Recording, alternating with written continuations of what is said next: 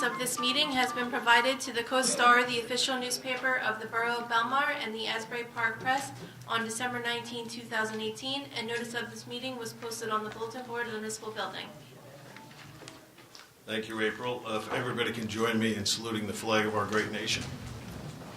I pledge allegiance to the flag of the United States of America and to the republic for which it stands, one nation, under God, indivisible, with liberty and justice for all.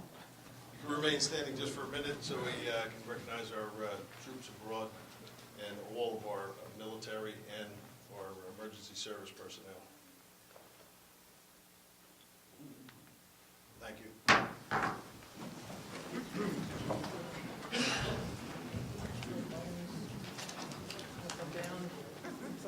Okay, most people are here for the budget, so we're going to skip over a couple things and we're going to go right to the budget hearing.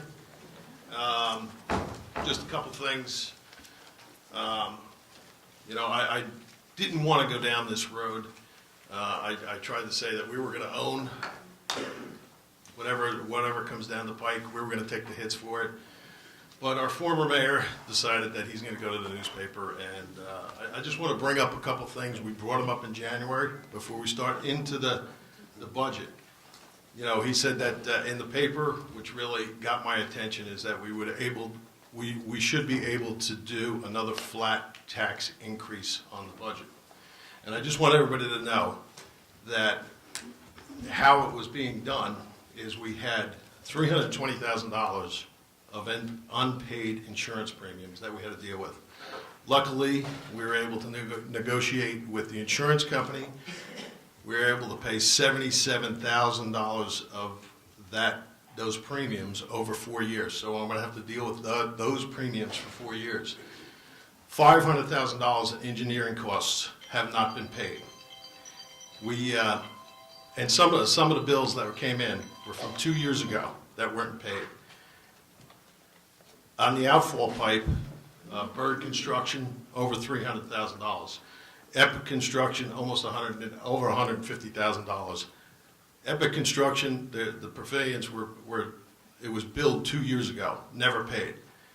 So when he says in the papers that we should be able to do another flat tax increase this year, he's right. You just don't pay anybody. So we could do a flat tax, and it's irresponsible government. I don't want to get into a lot of back and forth. It's just that it's amazing to me because I said that I was not going to go back, but when he's taking shots against our administration, who has been working for the past 4 months to try to straighten out our finances that are in crisis. Our finances are in crisis. Now I'm going to turn it over to Bob Allison, our auditor, and our CFO, Christine Manolio, who has been working for the past 4 months. We only been here for 4 months and 21 days. 5 months? Sorry. All right. But anyway, they started in January. We just got clearance for this budget because we were going back and forth and trying to work out all the numbers at 4:20 today. So I'm going to turn it over to them. Bob's going to go through some of the, explain to where we're at and how we got to this point and how we have to take control of this budget.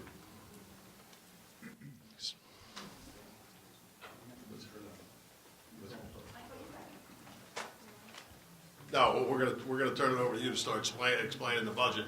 You want to go through this here first?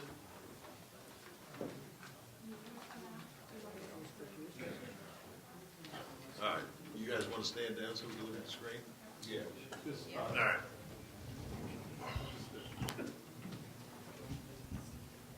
Where are they going?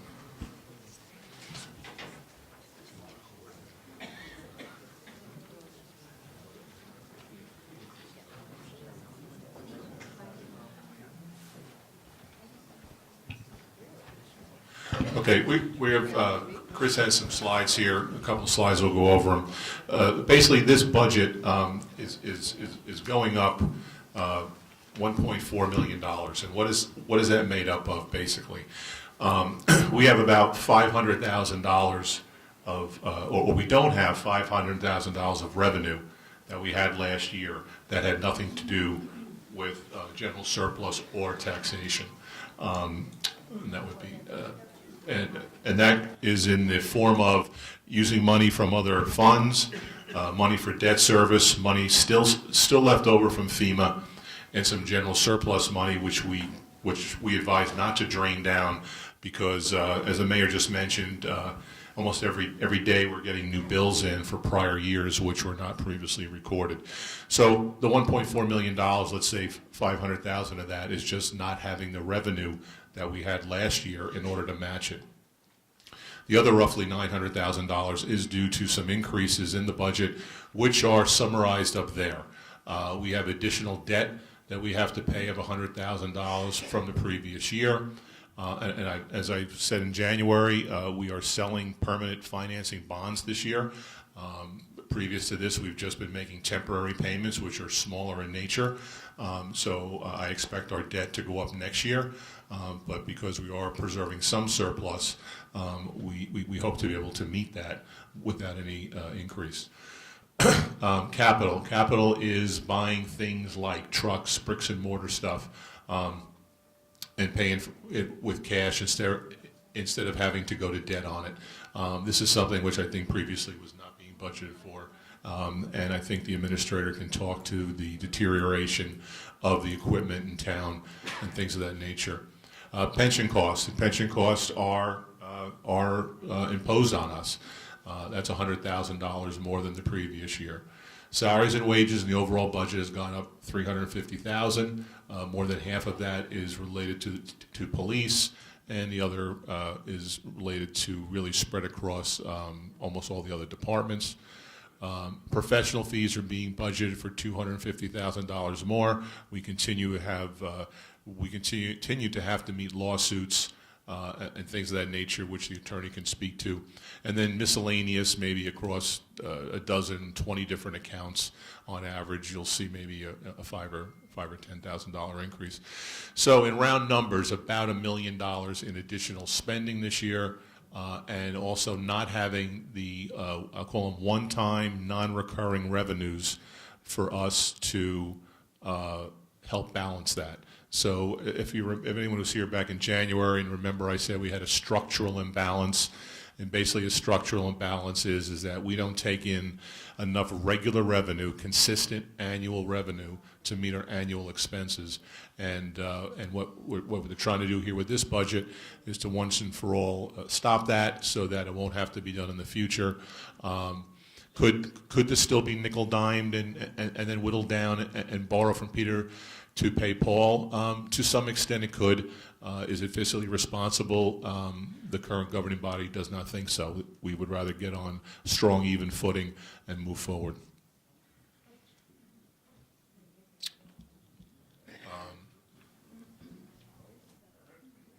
You can go to the next one.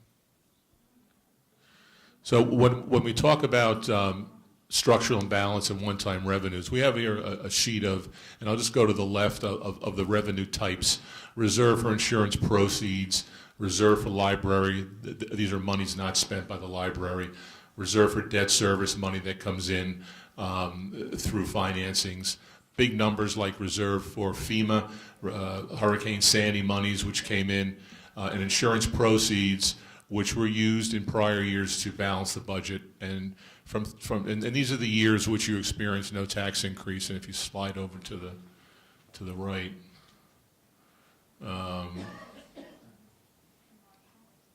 okay. Basically, when we bring that screen up, you'll see that the average, if you average out these years, there we are. So there's the total of all of these one-time revenues that are not consistently coming in, which we can't rely upon, which really we just don't have. We don't have FEMA money or community disaster loan money of $1.5 million to put into this budget. It's not there. So what happens when you don't have it? Well, you either have to tremendously cut services, or you need to raise that money, and primarily it'll be through taxation. So $5 million over that period of time, average of $835,000, has been used to to balance the budget. What conservatively probably should have happened is that some of this should have been used in drips and drabs. The taxes should have been raised in drips or drabs. Say drips or drabs, but you have a 7-year period, or is it 6 or 7 year period here? If taxes were raised 2.5% a year, which would be very manageable, very digestible, we would be at a point now where we wouldn't need this kind of an increase. But that basically, just to really put it in a real small capsule, is where we're at. We don't have the same revenues, and last year was about 500,000 of that 800,000. That's not there anymore. We do have some expenses which we have to pay. My understanding is those a lot of those salary increases are contractual in nature, and these contracts were agreed upon previously and have been inherited by this administration. And that, in a nutshell, is what it's about. So I guess we in the governing body could take questions.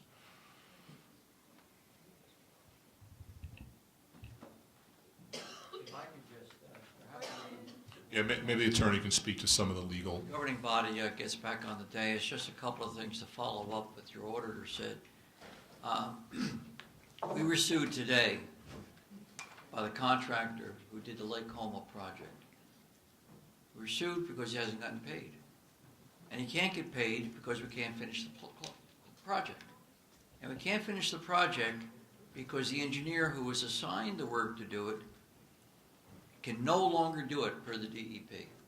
So we have to go get another engineer, a new engineer, to finish the job, to inspect the work. And by the way, we have an issue with some of the work. We're getting that resolved, be it a design defect or a construction defect. We're still doing that. So we have to do all of that. We have to go out and hire a new engineer, do a new what we call request for qualifications. Hopefully the next few months, finish the project. Thereafter, get reimbursed by the DEP for the grant that they issued to the town a few years ago. Then hopefully we can pay this guy. Although he says he's owed more money than the original contract, because he says he was authorized by the prior engineer to do more work. We don't think that work was ever approved by the Borough Council. But believe me when I tell you, we're still trying to get through the weeds on this thing. Mr. Allison mentioned about some of the revenues that are due. You were sued about a couple of years ago, and the judge in Freehold ordered that you had to put back money that was improperly put into, I might have the wrong words, your general revenue fund. It should have gone to fix the damages from Sandy. You got money from FEMA. That money was supposed to fix, for instance, the boardwalk, because that's what the insurance is for. That's what the federal government paid you the money. But you didn't do that. Not you. You put it in general revenue, so you didn't raise the rates, didn't raise the taxes. Well, the judges said you can't do that because it's a violation of the public trust doctrine. You're using those funds. They should have been over at the beach, which is where you got your insurance. That's why you got the insurance from the federal government, to fix the boardwalk, to fix the pavilions. You didn't use the money for that. You put it over here so that you didn't raise your taxes. Well, now the judge in Freehold has said you can't do that. You got to put the money back, because from the public trust doctrine, the people who use the beach, the people who jump in the ocean, they have a right to have those federal funds used for the reason that the federal government paid you. It's like your house burned down, God forbid. The bank that you have a mortgage on, they expect you to use that money to build back the house because they have a mortgage on it. You can't take that money and go to Atlantic City. You've got to use the money that the insurance company gave you for the purpose that they gave it to you. That's part of the problem you have today. And that's a lot of money. In addition to that, you owe the judge was so mad at Belmar 2 years ago, he ordered $175,000 of attorney's fees that you have to pay their attorney. That's not insured. That's coming out of your pocket until we can resolve that. So these are the type of things that this government, and I'll be glad to talk to anybody and I'll make your head explode with some of this information. I'm glad to talk to you later on if you wish, but that's some of the things that this administration has to deal with. Can we ask a couple questions now? Well, I think you might want to wait for this. Yeah, we'll open it up for questions in a minute, as soon as we finish up the presentation. Covered a lot of territory there.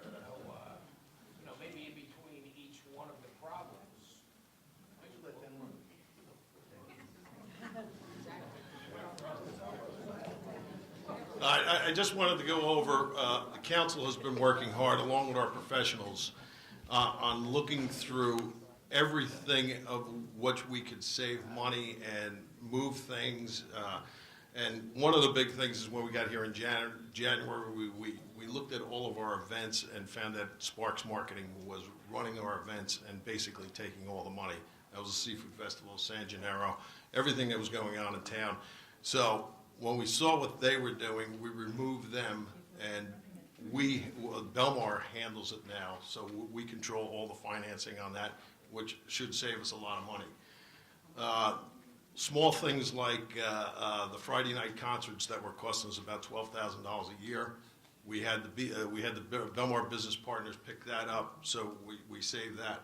The Monday and Tuesday night concerts down at Taylor Pavilion, we were going to get rid of them, but we were able to negotiate with the union, so we only have to pay half the price, and we're going to be looking at that. Tonight, we have the first reading for raising the fees in Taylor Pavilion, because Taylor Pavilion, every time they had a wedding there, basically cost us money because they weren't paying enough to cover the utilities.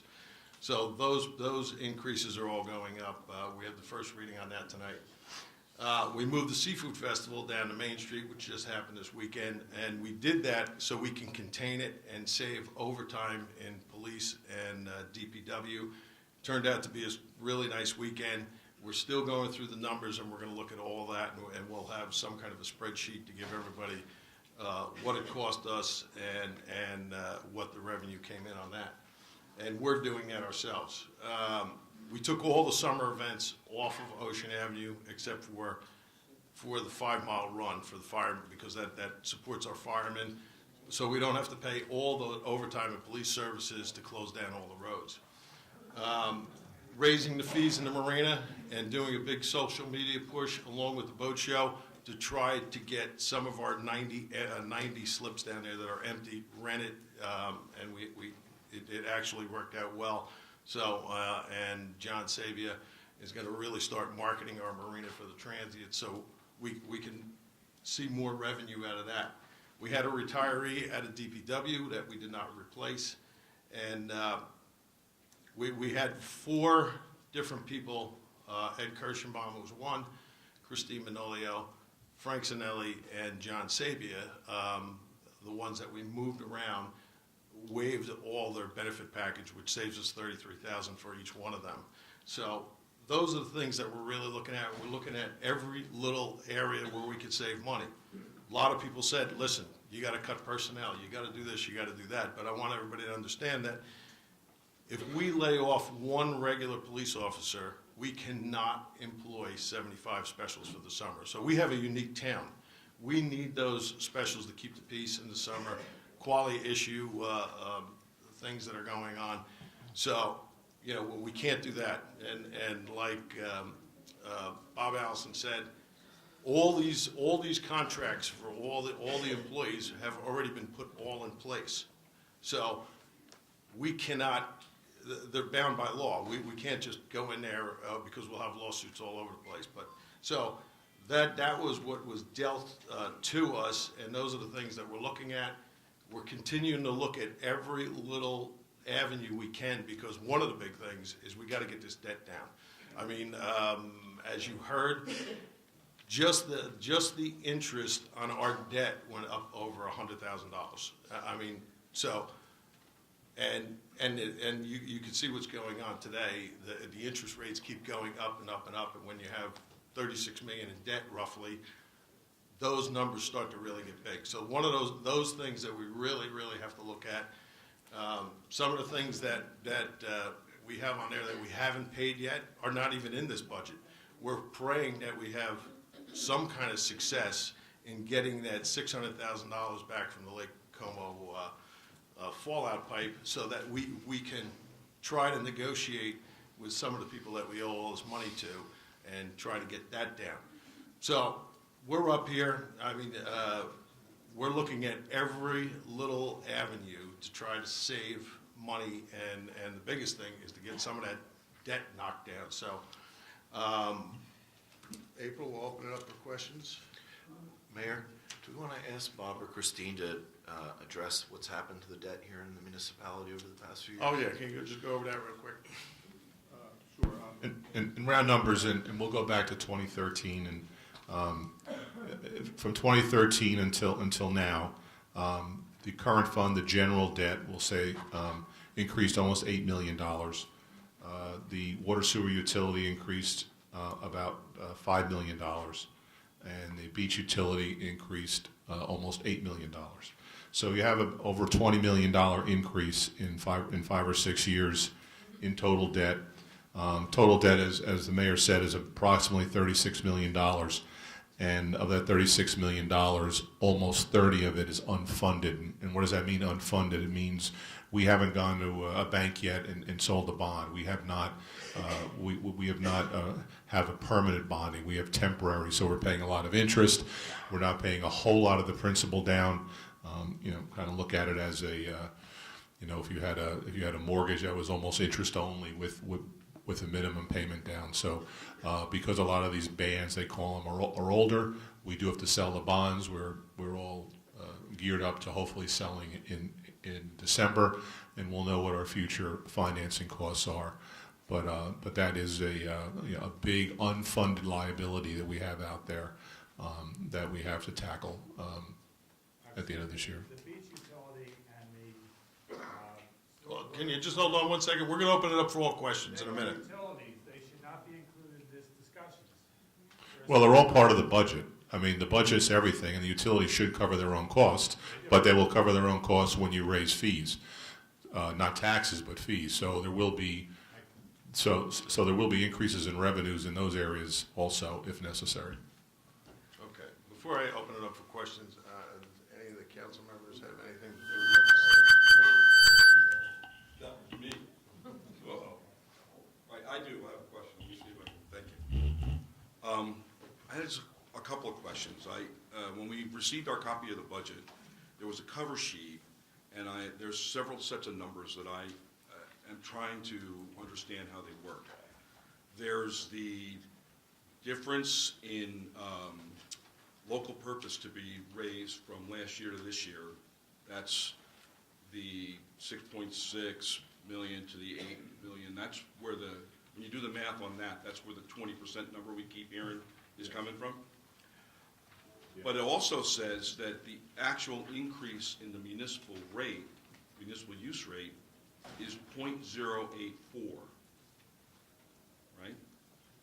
How does that work out? Well, there's assessed valuations which skewer those numbers. Mm-hmm. But basically, the 0.84 Yeah. would be, having the math there, if you divide that into the 0.38, into the 0.394,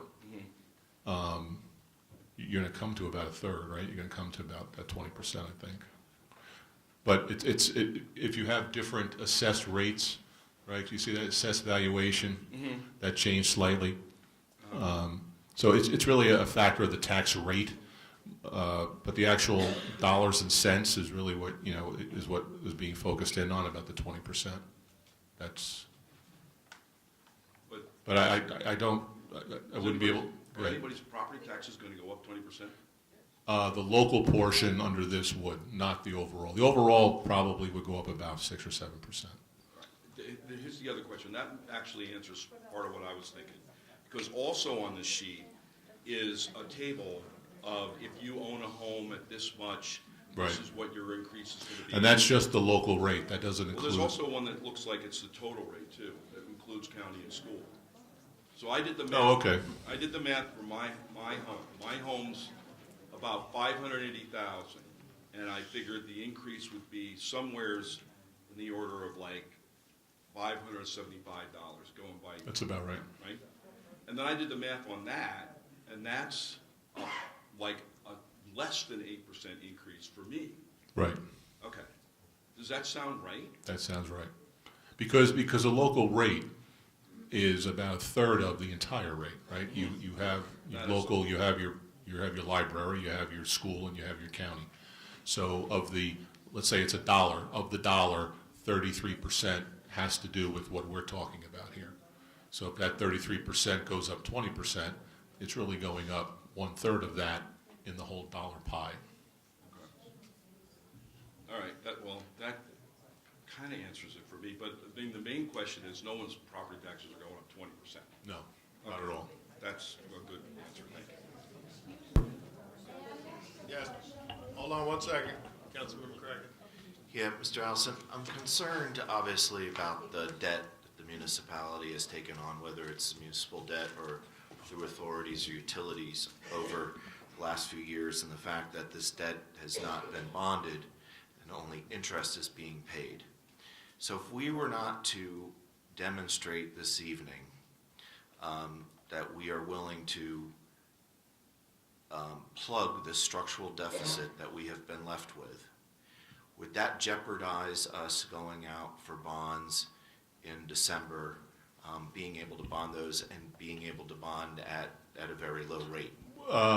Well, sure, if you were to not show fiscal responsibility and you were to go out and get a bond rating, your latest actions would weigh heavily on the Moody's, S&P's of the world, who would look at our structure and say we're not doing what we need to do to balance our budget in a structurally sound way. So yes, it would certainly could have a negative effect on whatever bond rating is assigned to us. And good bond ratings breed low interest rates. Bad bond ratings breed high interest rates.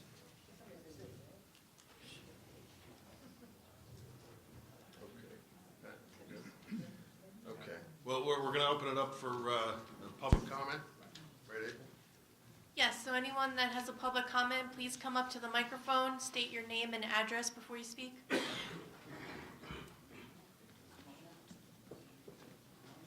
Good evening, everyone. Good evening. Hi. Listen, I just Okay, wanted we to... just have your name and I'm address. sorry, I should tell you. It's Audrey D. Pasquale, 607 8th Avenue in Belmar. Yes. Okay. I wanted to say, if we're looking for extra money, has there ever been tax breaks given in this town where somewhere people are not paying their fair share of what they have? Let's say the Marina Grill or Havens and Hampton, that great big building there, Strollo's, 10th Avenue. Is everyone going to be charged their fair taxes like the town of Belmar and Lake Como? Well, Marina Grill's a little bit different because that's on borough property and they Yes. basically pay rent. But is there The rent? the other ones that were being put up are pilot programs, so they are payment in lieu of taxes. There's 5 of them out there. We Yes. didn't do them. They were, they were done prior to this administration. But does that make sense? Why should we all, that we have to suffer in some way, and they have a contract?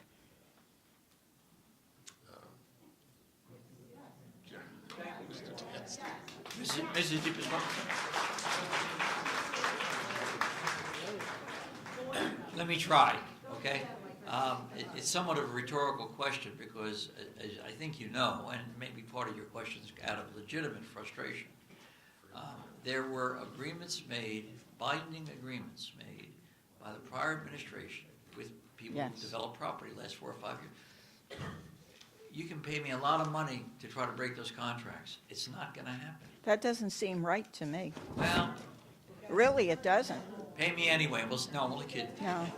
But I do But that's the understand. problem. That's the problem. See, That doesn't seem right to me. It really doesn't. We're all very concerned. We really How are. could we possibly, I don't know him because I'm not Yeah. a lawyer, but The- I just the- don't understand it.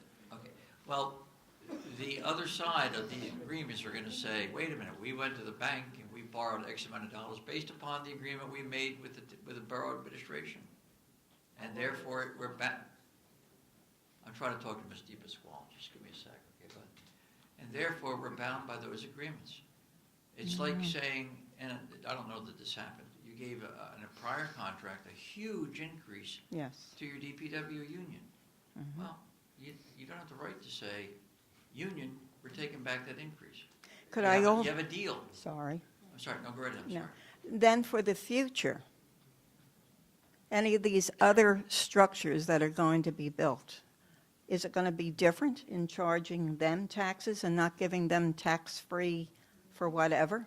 Well, I don't know that they're tax-free, but I can tell you that this governing body has told me that we have to negotiate in a different way with other redevelopers who are coming down the road, and we will have some of those later this year. I don't know that they're getting it away tax-free, but there is going to be a difference in the way that these contracts are negotiated. They shouldn't be. I mean, we're all to a point here now. There should be no tax-free at all. No, no. I don't know that it's ever tax-free. I want you to understand that. But I can tell you that this administration has charged me and professional staff and administrative staff, we're not going to go back to the same tax agreements that the prior administration agreed to, that I think we're bound by with those other developers who were used, got the buildings up. All right, the other thing is the lawsuits. We're not responsible for these lawsuits. The people. We're not responsible that we should have to pay for that. Well, I don't understand. I'm just asking because it Yeah, doesn't seem right sure. to me. well, the town has been sued.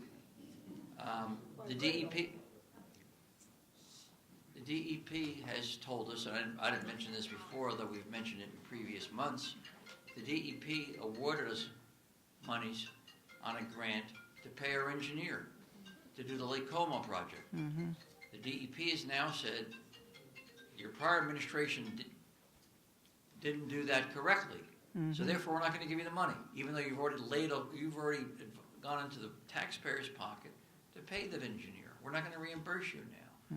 We're having a taffy pull now with the DEP about that because it's just not fair.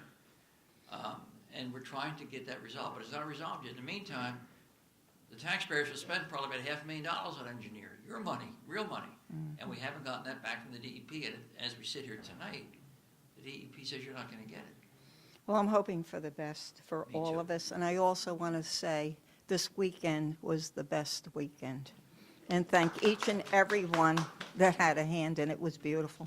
We enjoyed, we're on the 600 block. We just enjoyed the people and everything that was handled just beautiful. Oh, Beautiful. thank you. Okay. So thank you very much.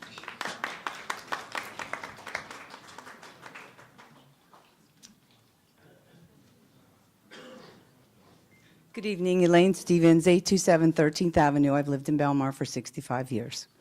I came here when I was in third grade. And I am very shocked at the amount of people that are here and the amount of condos and the amount of taxes. And I would like to know, is there a revenue report from all the things that are happening? Our beachfront, our parking, our badges, and these new condos that are coming in. I know the oceanfront, most of our $1 million, $2 million properties, and I've never seen a budget providing what is coming into our town. Not what we're paying. You told us what we're paying, but you did not tell us what we're getting in. And if that's possible, I think we should have another meeting with a little bit more information. Thank you. Do we have that tonight? Do we have the right?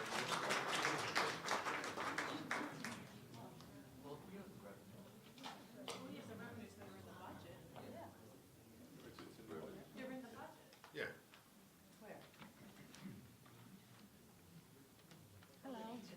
Just wait 1 second. Amounts. There's no dedicated amounts.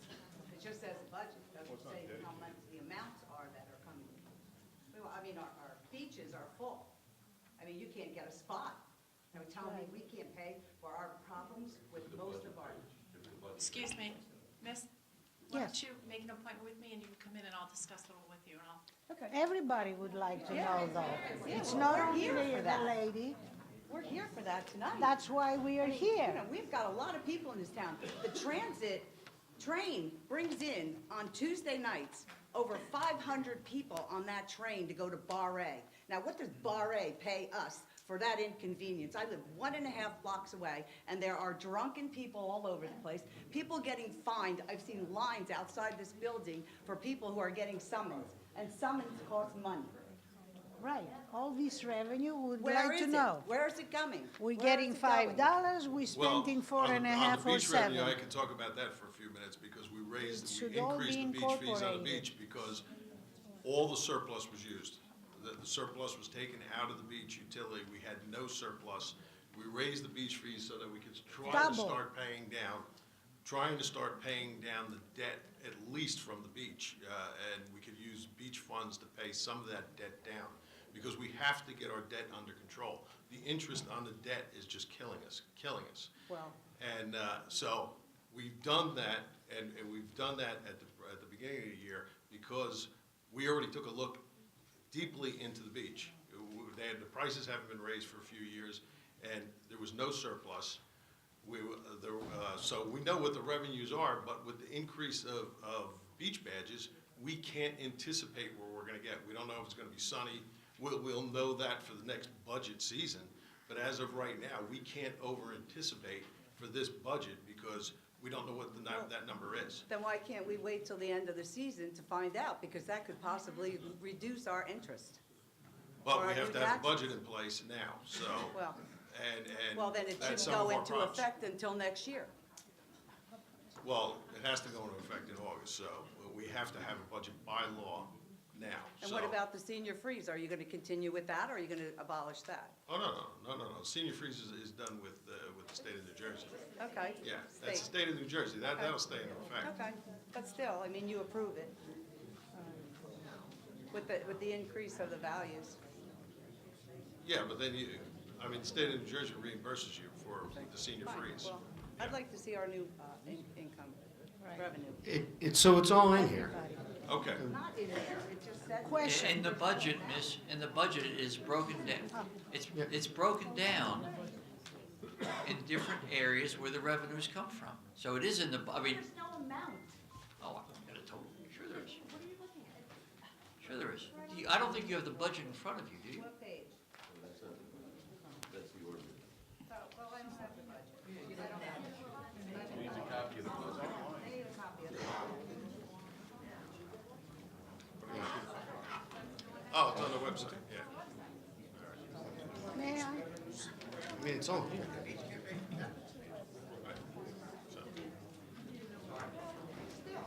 Okay. May I proceed? Yes, go ahead. I'm a little bit confused. I received a letter which... Oh, I'm Eric, sorry. Can you have your name and address first, please? Yes, it's Julia Skanakis at 213 14th Avenue. Okay. I received a letter signed by Miss Cher Russo and Miss Maggie McBride. 21.7 increase in taxes. Well, you're looking at one part of the budget. I mean, the overall, just like we explained to you, is about 8.5 or something like that, and then That's what I heard before, about 6%. Yeah. I saw 21.7, I said, I might as well move to Malibu. yeah. Well, Mr. Allison can talk on that. I'll explain it one more time. It's a 20% increase on your local portion. Your local portion's about 1/3 of your overall tax. So when you apply it to the overall tax, you're probably going to be around 7%, 6 to 8% depending on where you are. So that's what that is. It's still bad, but whatever.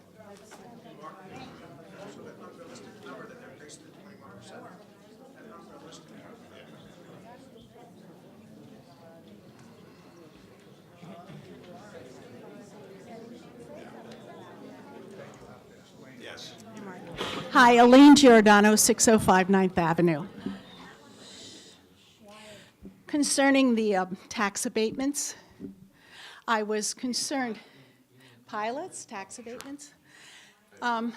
You said we won't negotiate the way the last group did. So let's say the last group was 20 years. Would we negotiate 7? No, they were 30 years. Oh, so we would negotiate 10 or 7. What I think a lot of people are saying is, enough with the tax abatements. I think the developers have begun to have a different profit need. And so Well, our one of town, the things that we're doing, and this is what I've explained to Mr. Dasty, as the building process goes, they used to take down the building, and then you would only have to pay on land until the project was complete. And if they had no pilot program, and once a CO was issued, the tax would start going.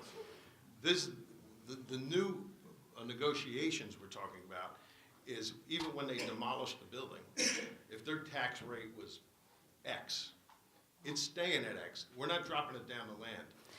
And we'll Okay. give them a break during the building process, but we're gonna keep that rate up. So you're saying no more pilots? No, not in that sense, no. We might give them a break a little bit along the way, but they're gonna be paying school tax, they're gonna be paying all the tax, just like they have. We'll give them a little leeway as the building process goes, because normally you couldn't collect taxes on it anyway until you get the COs. Right. Let me So- just, if I can just explain. Well, what I appreciate is the clarification, because when you were speaking, I was concerned when you said, well, we're not going to negotiate the way the last administration negotiated, but that leaves a lot of wiggle room, because 30 years, I mean, you could do 7, you could do 10. So I'm just making it perfectly clear on the record that this administration says no pilots. It won't even be close to that. I mean, Oh. We have to negotiate a little bit here or there to Okay. get some of the projects going, but the minute they are done and ready to go and they're whole, they're gonna be paying the full tax. Okay, thank you. Thanks for that, Mark, and all of you.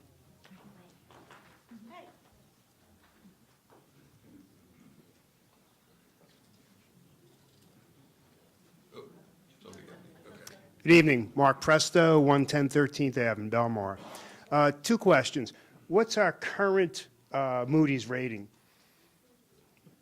I don't think we have any right now, do we? We don't have a current one. I think the last one was done in 2014. I And think it you was know, a- recall what the rating was then? Was that A, big A low?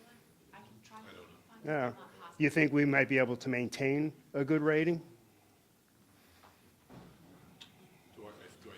I think you'll be able to, I think with the actions taken tonight, you certainly will maintain whatever you have and probably maybe even better it. Okay. And for clarification on the 20% versus the 1/3, which is 6% or so, that's just for the municipal budget, the 6-7%, correct? As opposed to what?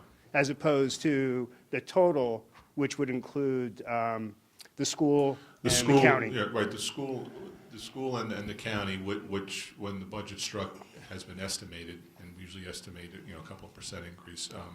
But historically, that's been the percentage of the local rate to the overall rate as recently, in recent history, has been about 1/3. So that's what we're working off of when we say that that's going to be the case.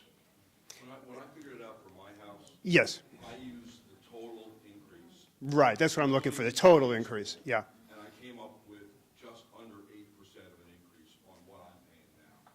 It would be different for somebody with property that's less than mine or more than mine, but it was still under 8%.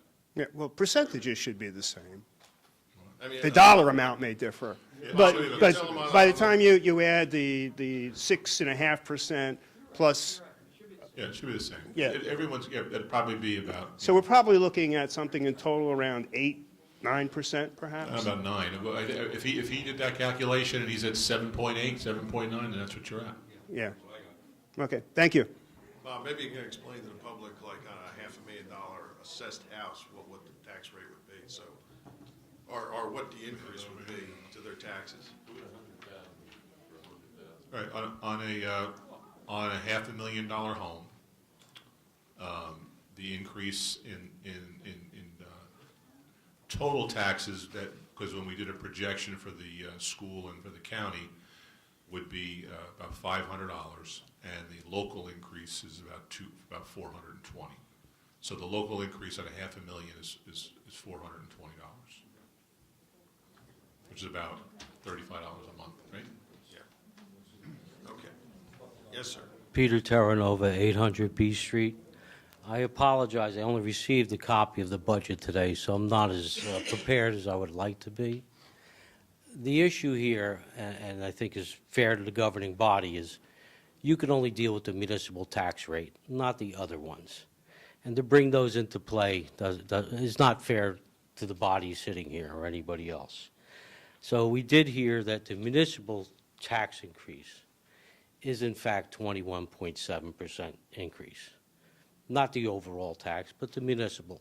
And that's the only one you can be responsible for. Am I correct? Yes. All right. What is a penny on a tax rate here?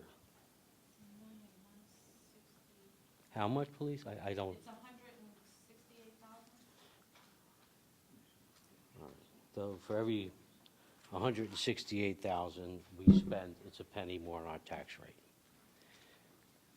First off, I'd like to say, going over the numbers, on our house, well, we're going to be spending roughly $66 and change a week for services here in Belmar. Truthfully, given the community we live in and where we live and the services we receive, it's actually a pretty good deal. I'll be honest with you, from my perspective. I have worked in government for 40 years. I have served as a municipal department head in a good portion of that, as an elected official, and as an administrator in a municipality. So I'm a little bit knowledgeable about government. And I understand we also finished fiscal 2018 with a $1.3 million surplus in the general fund, correct? Correct. Okay. And I heard a number, I couldn't write it down fast enough or add it up fast enough. The amounts that we say these debts that are coming in, forget the debt service, the other debts that are coming in that were unanticipated. How much was that in total? Does anyone have a number? The bills that you didn't anticipate. The bills that are coming in that we didn't know were there we're probably close to $1 million now. Yes, that's about right. So That's these what- are that's numbers. what we know of. Yeah, Yes. a lot of it is construction related and will probably get wrapped up into one of the bonds, but some of it won't be, and we're gonna have to, have to deal with that this year. And All right, those are ones that weren't bonded for, not in bond anticipation notes? These were bills which were never recorded in the books and records. So these bills were bills of 2018, which were not put into the general ledger system. All right, we're they weren't getting bills now. documented whatsoever. Right. And that's something I would be concerned about on a whole different level, Counselor. Yeah, All right? we are concerned about that. Okay, that's one issue. But looking over certain parts of the budget here, and I understand you have to pay your bills. So many of those you can roll into a formal bond. We hope those expenses are of the nature we can. Okay. We're If really they are, hoping to negotiate some of them down. Right. But if they- And that's what we're gonna use some of that surplus money for, because if you're negotiating them down and trying to get them down as low as you can, you have to have money to do that. That's what why- I- That's why we didn't take that $1 million and put it into the budget. We still need some type of a surplus, and really, and you know, being in government, $1 million in a town this size is ridiculous. I realize that, Mayor, and I was going to go in that direction, that you would utilize that surplus to help reduce that indebtedness that cannot be rolled into a bond. Would it not be better to roll that into a long-term 20, 30-year note if necessary, which you can do from one of these projects, as I understand? Because it involves structures, correct? Yeah. Okay. Vehicles, you can't do that with. Well, depending on what the vehicle is, you can. Well, the life of the vehicle generally doesn't give you a 20-year Depends on term. the size of the vehicle. It's a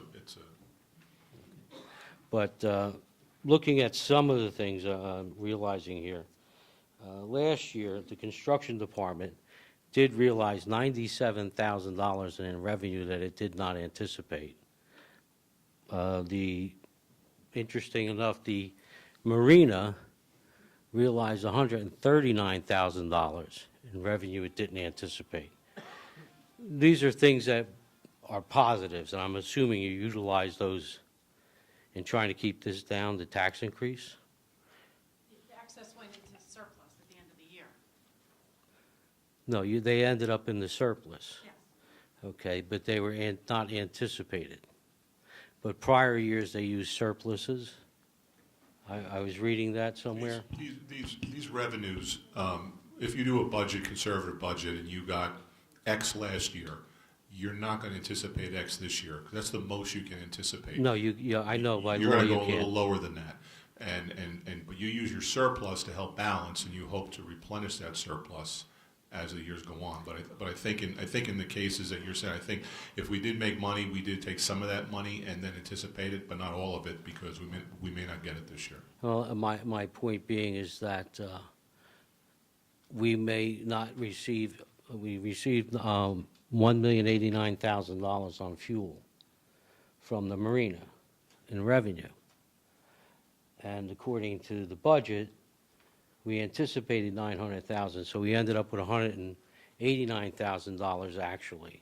And you're looking at it as 950,000 as anticipated revenue. And I agree that it's a good practice to lowball your revenues for safety's sake. But we're talking now an extra 139,000 even there. Isn't that an area where you may anticipate a little bit more to use towards the budget? That's a judgment call.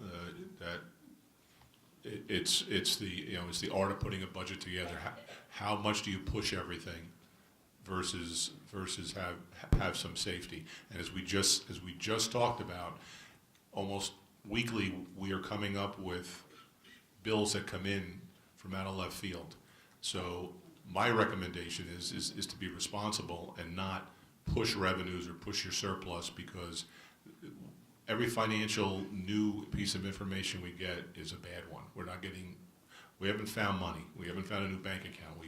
But we're getting bills. I can understand that. I've been in that position. I don't want this governing body to have a deficit next year because we push revenues. I've been in that position. I do understand that.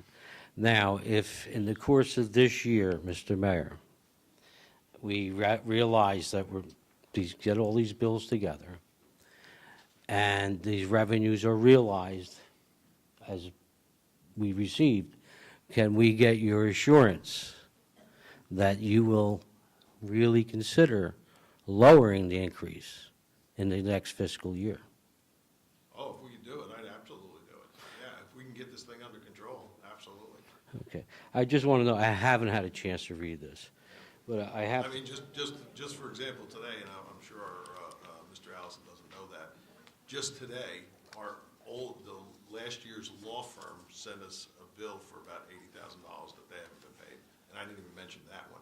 I don't know what We just got that one today. So. I don't know what was budgeted in prior year for legal fees. I see there's an anticipated almost $250,000 more.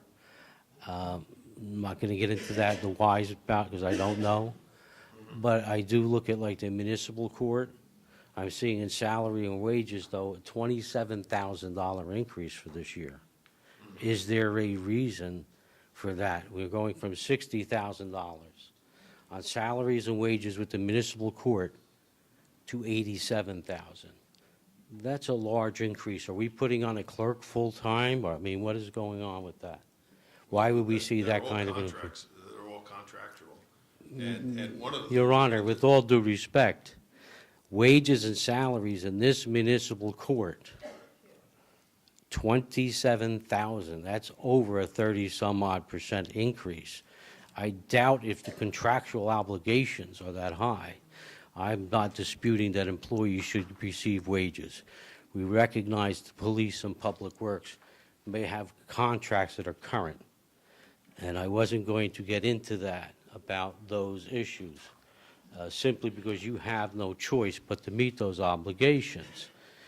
I recognize that I read in the paper today, and that's the only place I'm getting my information other than here tonight, $300 and some odd thousand, half of it's going to the police department. In this fiscal year, I don't even know how big our police department is. They do a great job, and they're probably worth every penny of what we're giving them in increases. But that would still mean $150,000 is going elsewhere in the borough.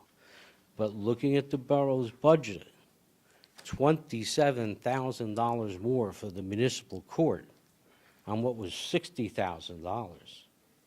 That was what was anticipated and what was paid out and charged.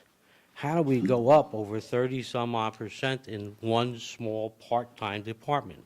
We do not have a full-time court. Oh, yes, we do. Yes, we do. 5 days a week? We do Lake Como's court, we do Spring Lake's court. What other court do we do, Chris?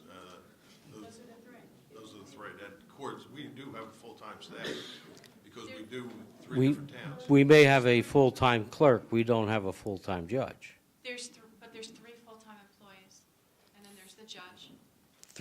Full-time employees in a municipal And then court? there's part-time employees also, yes. And we have In- the prosecutor, and we have the public defender with them, right? Okay, Public that's, defender has its own line in they're, the they're budget, and the normally judge not, is included in it. they're normally not in the salaries and wages under a municipal court. There would be different line items, wouldn't they? Broken down? I'm asking the auditor. Just the public defender is in a separate line item. All The right, judge well- and the prosecutor are within the court. Within the court. Yes. And if I All could, I- we have shared services agreements with those towns. They kick in part of those expenses. In other words, Spring Lake, on a shared services agreement, pays us because they're using our judge, and they're using our prosecutor, and they're using our court. And that's in the revenue, It's over there line. somewhere, I can't tell you exactly, but I'm just telling you in a general sense. There's a that's- separate, page within the budget that has the shared services agreements. all right, and so, but then, that's a revenue under a It's an different area. offset, correct. Okay, and that's a different revenue, and does that break down the cost is broken out from, It's broken out on both the revenue and the appropriation side. You'll see the same numbers, obviously, because Well, they're you both pr- offset by each other. for is the that year. in the $87,000? No, it is not. All right, so why are we spending on a municipal court? If it is not in that 87,000 and it's on somewhere else, then we're raising our municipal court costs, Your Honor, 27,000. Then that is not from the interlocal agreements to provide the courts for Lake Como and Spring Lake or whomever. I do not want to belabor each point, but numbers like that jump out at me. So if we are receiving revenues from other jurisdictions, correct, Counselor? And they're being placed in a different line item in a budget, then now that says to me, is you're putting $27,000 more into the municipal court. I can tell you what I did. I will look into what was done last year, but I took all the employees that were employed within the municipal court and took their salaries for 2019, and between this line item and what the shared services provide for, that's what the number is. But I will analyze last year's number. I can't speak for last year, I wasn't here. No, I understand that. It might not have been budgeted the same way that I did it. I will look at it and I can get back to you. Oh, I would certainly ask you to do that, I will do it. because from what you've explained to me here, and from what this budget's showing me, that is one small department here, in my opinion, given the services we receive, is increasing $27,000 in salaries and wages alone. According to this line item, it was 60,000. And that was discharged, that was appropriated, that was what was charged, and now the anticipated cost. Are we going to have another Increase in hearing staff. about this budget, Your Honor? That'll be up to the council. We'll discuss that. We're going to vote on approve, this budget, I assume, has already been submitted to Trenton? Yes. All right, we applied for any extraordinary discretionary aid, given the circumstances that I've heard? They don't grant that anymore. You would have to come under state supervision in order to get that kind of aid anymore. Have they changed the rules? Yes, they did. Well, that's sad. Well, it's now called transitional aid. All right, no, they call it transitional aid. Do you still have to come under state supervision for that? And what does that supervision entitle us to? Oh, it goes into things like you won't be able to hire anybody unless the state approves it. Certain contracts have to be approved by the state. I don't have an encyclopedic review of that, but it's things of that nature. Given the dire circumstances I'm hearing coming out of the dais tonight, does it mean they come in and take over your town? I Just say- would tell you this, because you are able to raise the taxes, you're not looking for aid above and beyond what you're able to tax. The state won't give you anything like that if you could still raise taxes. Granted, but the state can, part of that aid is to help you absorb, particularly if you can show that it's through no fault of your own, you've come into the circumstances where you're looking at a 21.7% increase on the municipal tax rate. And I'm sure you've been before Trenton with other mayors and had to stand before the board and discuss your circumstances and say that maybe we can use some help this year. And that you're all, well, you're committed to biting the bullet and raising taxes. But they do sit down and listen. And I'm just saying, is this something to consider? That you may be able to get that aid, and at this point, what do you care if somebody from the state's looking over your shoulder a little bit? You've got nothing to hide. That would be for our professionals to guide us on that. Well, as I said, Mayor, I've been in that circumstance, and I've sat before the board, and it may have changed somewhat. I understand that, but understand this, the transitional aid is just for that transition. So the following year, you're going to have to figure out how to get your way out of that. So if the following year, there are no other substantial cuts or substantial changes, then there's not going to, then this won't be granted.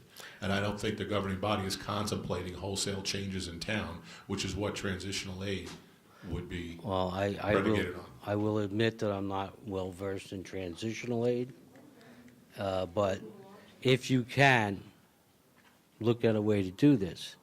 And and it's just a way that you know you have to increase the taxes to meet your obligations. You can phase it in and put that towards the board, the finance board, to say, we are doing what we have to do, but we don't want to burden our taxpayers this much all at one time. And that's all I'm asking, is to consider that. It may be a tool you can utilize to help reduce this immediate impact and phase it in a little bit more over time. Not saying you don't have to do it. I'm not well-versed in your budget, but just trying to offer a suggestion. Thank you. Thank you. Thank you.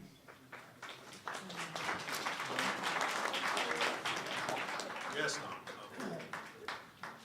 Yes, my name is Jerry Fanning, 1320 Route 71. And I want to preface my remark by saying I think the Belmar Police Department, for the 30 years I've lived there, has done a great job. But I was very disturbed and upset to read that when we took over policing South Belmar, which I understand, and correct me if any of my information is inaccurate, is 6 blocks, and we added 5 police officers.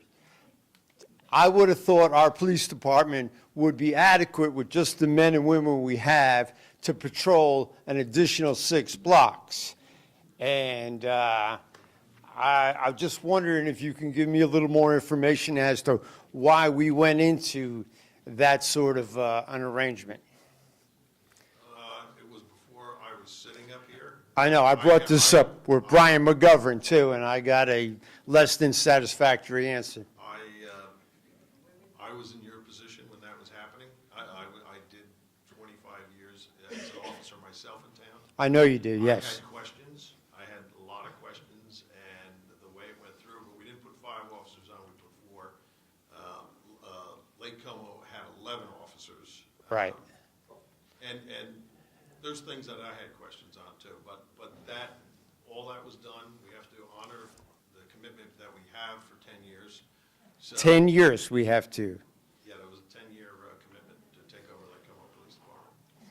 And so in other words, the officers, the co-star said 10. When I talked to Brian McGovern a year or so ago, he said 5. Now you're telling me 4. So we are committed for those 4 officers for 10 years. And we all know that police officers, I know it's a dangerous job, but it's over $100,000 a year after 5 or 6 years, plus running a police car, plus benefits and everything else. It's a huge expense for a small town like this. It is. And what we'll look at is when we have retirements coming up, if they need to be replaced, and take a look at the overall picture. Thank you very much. That would seem to be the intelligent approach. Because it is, and I am accurate in saying Lake Como is 6 blocks, right? Well, it's 2/10 of a square mile, and I didn't count the blocks. Close. All right, whatever. Again, I think these guys do an excellent job, but, Our problem is with taking over the police department, we have bar A, halls, well, all the bars that are over there. So they're doing a lot of calls over there, so. well, okay, And yes. that was my concerns when they did it. They have, in a 2/10 of a square mile, I think they have more liquor establishments than we do. And when Bar A is full on a Friday and Saturday night, they probably have more people in that bar than the whole town of Lake Como. Yes. Okay, thank you. Yes, Steve? Okay. Steve Lemoyne, 403 C Street, and I'll be brief. But I am disappointed, right, in the performance of the mayor and the council with regards to this budget, right? I expected cuts, not increase in spending, right? That's on the backs of the taxpayers here in town, right? I did the math, right, similar to you, and I came up with 21+% for just the municipal, okay, right? And then I think I was closer to 10% overall, right? Now, we have a 2% cap here in New Jersey, okay? And I know there's a loophole, and I believe you guys are using the loophole in order to do this to us, right? But I thought it was based on budget, not tax increase. So I'm not sure that you're properly using the loophole, right? So I'll just ask that you double check. I'll just say that the budget has been scrutinized and scrubbed down by the state. The state called us at 4 o'clock today and gave the approval to pass the budget. So any budget regulations would have to be met in order for the state to have approved it. Okay, right. I'm not sure I buy that, but okay. Now I'll be the first one to admit that it's tough to cut budgets, but that's what we voted you people in to do.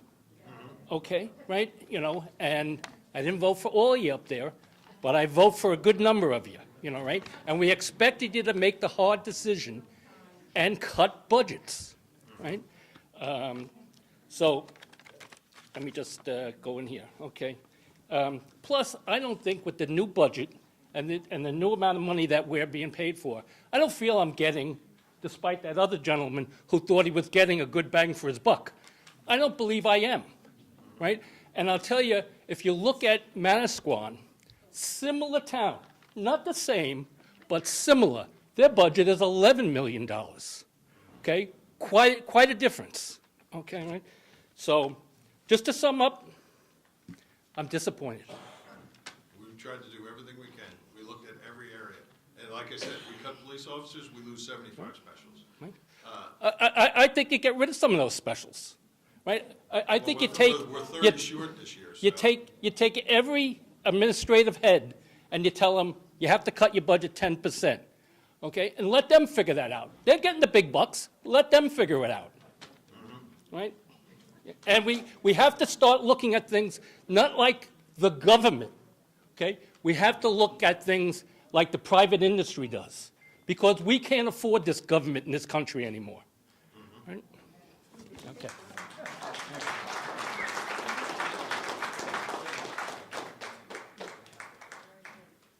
Hi, my name is Sherry Russo. I live at 1218 Briarwood Road in Belmar.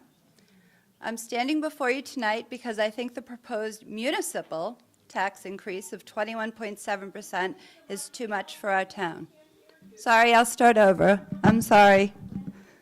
I think I'm taller than the microphone is tonight. My name is Sherry Russo, and I live at 1218 Briarwood Road in Belmar. I'm standing before you tonight because I think the proposed municipal tax increase of 21.7% is too much for our town. This will cripple our middle-class families, seniors, and business owners, and renters.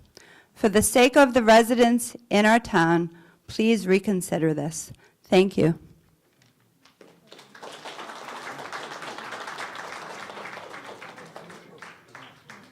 Hi, my name is Debbie Mandelker, and I live at 108 Inlet Terrace. What struck me, maybe because I have the business background the gentleman was speaking about, is I respect in budgets there are very little flex points. Generally, personnel is one of your larger flex points. I respect that we need a great police department, and we have one, and you suggested of the $350,000 in that increase, half of it was contractual to people like the police, and I have no way of knowing that or not, but I accept that to be a fact. That still suggests that there's $175,000 of personnel expense increases in a time when wages across the country are barely keeping pace, maybe going up 1% or 2%. I have a hard time. I looked at the budget. I didn't have a copy of it. I looked at one just before I got up, and there are categories like the court that the gentleman mentioned, like some of the salaries of the administrative staff that were hired, that are significant increases over the 2018 to 2019. So I think we deserve a clear understanding of where those personnel increases are, where they are that can be maybe phased in. I'm sure all these people are great. I have no bias towards the old administration or the new administration in terms of the personnel. But that's too much of an increase on the backs of the people in this town. I'd also like to understand if any of the people in the administrative roles have cars at our expense. There's a few that do, yes. And DPW, our business administrator does, DPW supervisor does. I think there's 3. The chief has 1. And are those consistent with previous years, or are those new expenses? The business administrator has 1 because he is also our deputy OEM director, and he needs equipment in that car. And when we calculated out if he used his own car, we have to pay 58 cents a mile with new rates. So we were able to lease a car for $3,600 a year. Now, the municipal government gets free license plates, and it just rolls right into our insurance, so there's no increase in insurance. So when we took a look at the 58 cents per mile, based on the mileage that they would do per year, because we have to go to Trenton, he has to go to Monmouth County a lot of times, the car will probably do about 12,000 miles a year. So when you calculate the cost over $3,600 compared to the cost of 58 cents a mile, it was cheaper for us to lease a car. And that is required because he has 2 functions? Yes. As opposed to the previous one. Okay, well, if you could explain the $175,000 that was estimated to be personnel increases that were not contractual or police-driven. Well, I think they're mostly all contractual, right? Half is police. Well, I don't mean contractual as in new hires. I mean in terms of new hire contracts. You may have made a contractual agreement with a new business administrator or others, but I understood contractual to mean multi-year contracts with people like the police versus hiring contract. Well, the multi-year, that's what that 350 is. It's half mostly police, but DPW, correct? Yeah, all the contracts that you're mentioning all have step increases. So although it's a 2% increase in the contract, the overall increase could be larger depending on the increase between the steps as the employee moves every year on their anniversary. So although it's a 2% raise, the way these schedules are set, each step goes up 2%, but the increase between step 1 and 2 and 2 and 3 may be larger than just that 2%. And does the $350,000 only include these contractual step increases? Again, looking at the budget, there are definitely categories, like the courts that went from X to Y, like several categories, I don't have the budget in front of me, where some of the personnel expenses went up 50%. And I'm just trying to understand how much of that $350,000 is discretionary in terms of people that were hired or salary increases that were granted that were not contractually required and therefore step increases. What percent, how those numbers break I don't have the percentage down? off the top of my head because I'd have to analyze what the person was making before. Like you're looking for, like myself, because I replaced someone. Yeah, I'd have to look at the 2 salaries and be able to give you a percentage. I mean, new hires. I can tell you this, it's a lot lower because our new CFO is part-time and we don't have to pay the $33,000. Then I'm just not clear where all this, I mean, the numbers are in your budget. There are a couple of categories that have significant increases in salary expenses and other expenses. I assume other expenses may be the car, and that's a way that you deal with your budget. And I'm not questioning the car analysis specifically. I'm questioning the overall category. $100,000 would be a lot less for us if that could be found in terms of these various personnel expenses that by your very budget have gone up significantly in those two between 18 and 19. And that doesn't include the police because they're not detailed in that portion of the budget. So I would just think that we would like to understand that expense that we're paying. I mean, I could go through it. There was a position also that the person was hired mid-year last year, and they replaced a person that was making over $20,000 less. That happened in the middle of 18. You're realizing 100% of that salary this year. So you're saying none of the increases for non-contracted police, et cetera, have gone up? That we No, I both cannot- haven't I hired any cannot- new people? I cannot say that. No, we haven't hired any new people. Like I said, I'd have to look at the exact salary for the people that were hired this year versus the people that were hired, that were here on staff last year. You're talking about like the BA, myself. I'm just talking about the increases that are on that page in the budget. Very clearly stated, it went from 60 to 80. And you're saying that that is not any new people, and there are no salary increases, and basically the new hires took decreases. It just doesn't make sense to what's in the budget. I just, I didn't say that everybody was a decrease. I said I would analyze it and get back to you with that. okay, My position. I think all of us deserve to know how the people that really work for us are being paid, and how that relates to last year, or previous years altogether.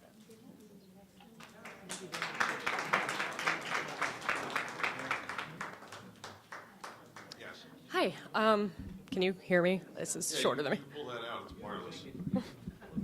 It's Pull okay. that out.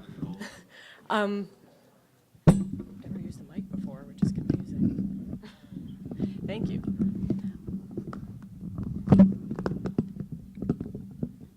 Yes, perfect. Thank you. Maggie McBride, 904 E Street. I have to say, I'm hearing a lot of numbers flying around, and I'm a renter, and I'm a little worried about what this increase is going to do for my rent. And I know that I'm speaking on behalf of a lot of people in Belmar who also rent where they live. I really think that something like this should be put to a vote. It should be public opinion, because I hear a lot of people here calling for transparency. That's a transparent way to make sure people get what they want. And that's all. I just keep hearing it, and it just makes me really uncomfortable. I just wanted to let you know. Thank you.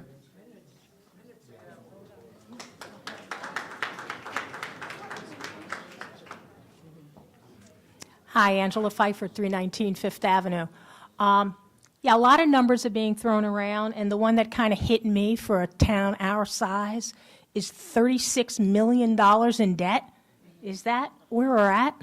Yes, the total debt that we have that we're responsible for is 36 million. Is it safe to assume that the majority of that was the rebuilding of the boardwalk and the pavilions and post-Sandy? No?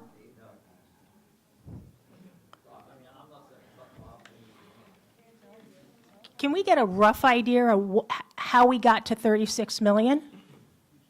Well, there was 7 million that we all voted on for the 2 pavilions. When we were told that the pavilions were free, that's when they were voted on, right? Okay, We're told just that wanted to we're make gonna sure. get FEMA money for that one. Right.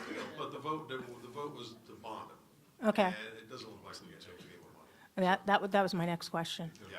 So of the 36 million, only 7 million is a result of rebuilding after Sandy?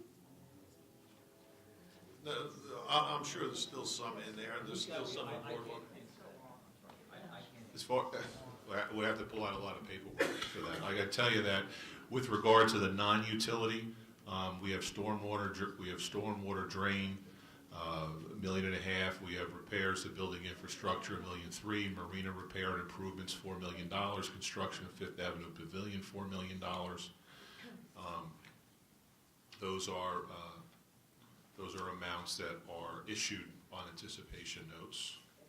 Right, so we're still a long way from 31 million, which, and while you're looking up that, so my next question is, are we due any more FEMA money?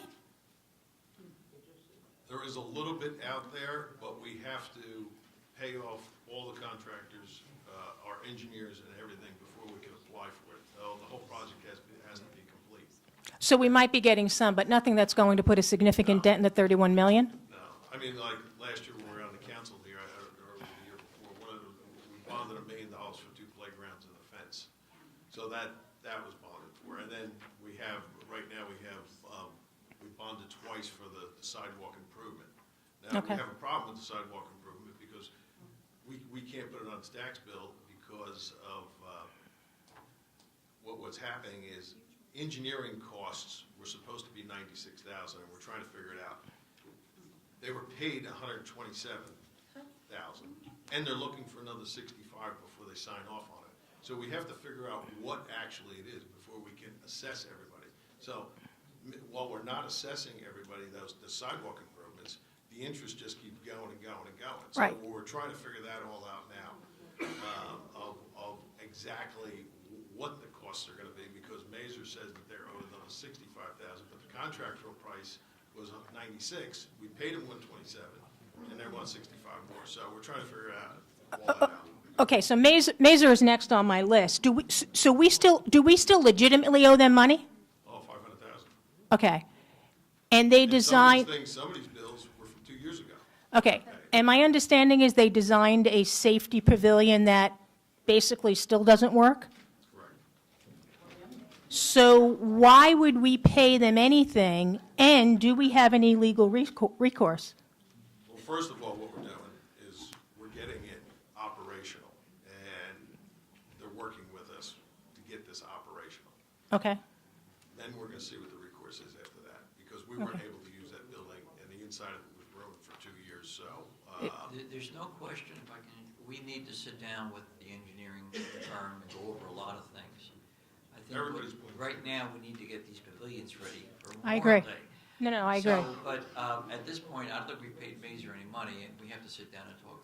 I agree, but. Very, very serious. But one of the line items, I believed, was additional engineering fees for 200 and some odd $1,000, and I'm thinking, why would we be paying anything more in engineering fees? That would probably be for our new engineer. We have to pay the new engineer to close out the Lake Como project so that we can get reimbursed from FEMA, or excuse me, from DEP, to pay the contractor who just filed suit against us today because we haven't paid him. Okay, so once this all gets settled, you will, I have confidence you will consider what our options are in terms of recourse. Okay. We took over Lake Como's policing. My understanding is that they pay 25% of our police budget. Is that true? I believe that was the contract, 25% of the, yeah. Now, do they pay 25% of just base salaries or 25% of our pension contributions? I think the total, It's the expense of the police department. Everything. specifically. So Not that, the beach portion of no, it, no, no, just- I get that. Yes. I get that. Yeah. So the $100,000 that the pension went up, that's just Belmar's share of the pension contribution? Okay, I'm not sure which way to look. Yes. It's the amount that's on the line, and then because within the formula, the 25% is what we get reimbursed Okay, from Lake. so that is just our share. And are our pensions based on base pay or pay plus overtime? No overtime. No overtime. So it just, so if somebody puts in 100 hours in overtime, Overtime is The- not pensionable. it's not pensionable? No, it's not. Great. That's my list. Thank you very much. thank you. Hi, I'm Maria Rondinaro, 1246 Pine Tree Way. I was here last meeting as well. I don't know who said it, whether it was the counselor or the business administrator, saying that if we had paid in dribs and drabs throughout the years. Which one, who was saying that? Paid what in dribs and drabs? That if we had paid our taxes, like the 2%, 2.5% in dribs and drabs, who was that spoke I on said that, as opposed to having a flat tax for 6, 7, 8 years, whatever it was, when Right. obviously costs go up every year, salaries go up, pension goes up, that if you were to have bid it off in small chunks, we wouldn't be at the place we are right now. Right, thank you. I appreciate your saying we wouldn't be in the place where we are right now, and that if we paid in dribs and drabs, then it would have been manageable, is exactly what you said. It would have been manageable, which makes it sound like it's not manageable, and you know it. You know it's extreme. 21.7%. You told me that wasn't the percentage. You told me that. It is on the municipal. No, on the municipal increase. That is the percentage. And I feel misled.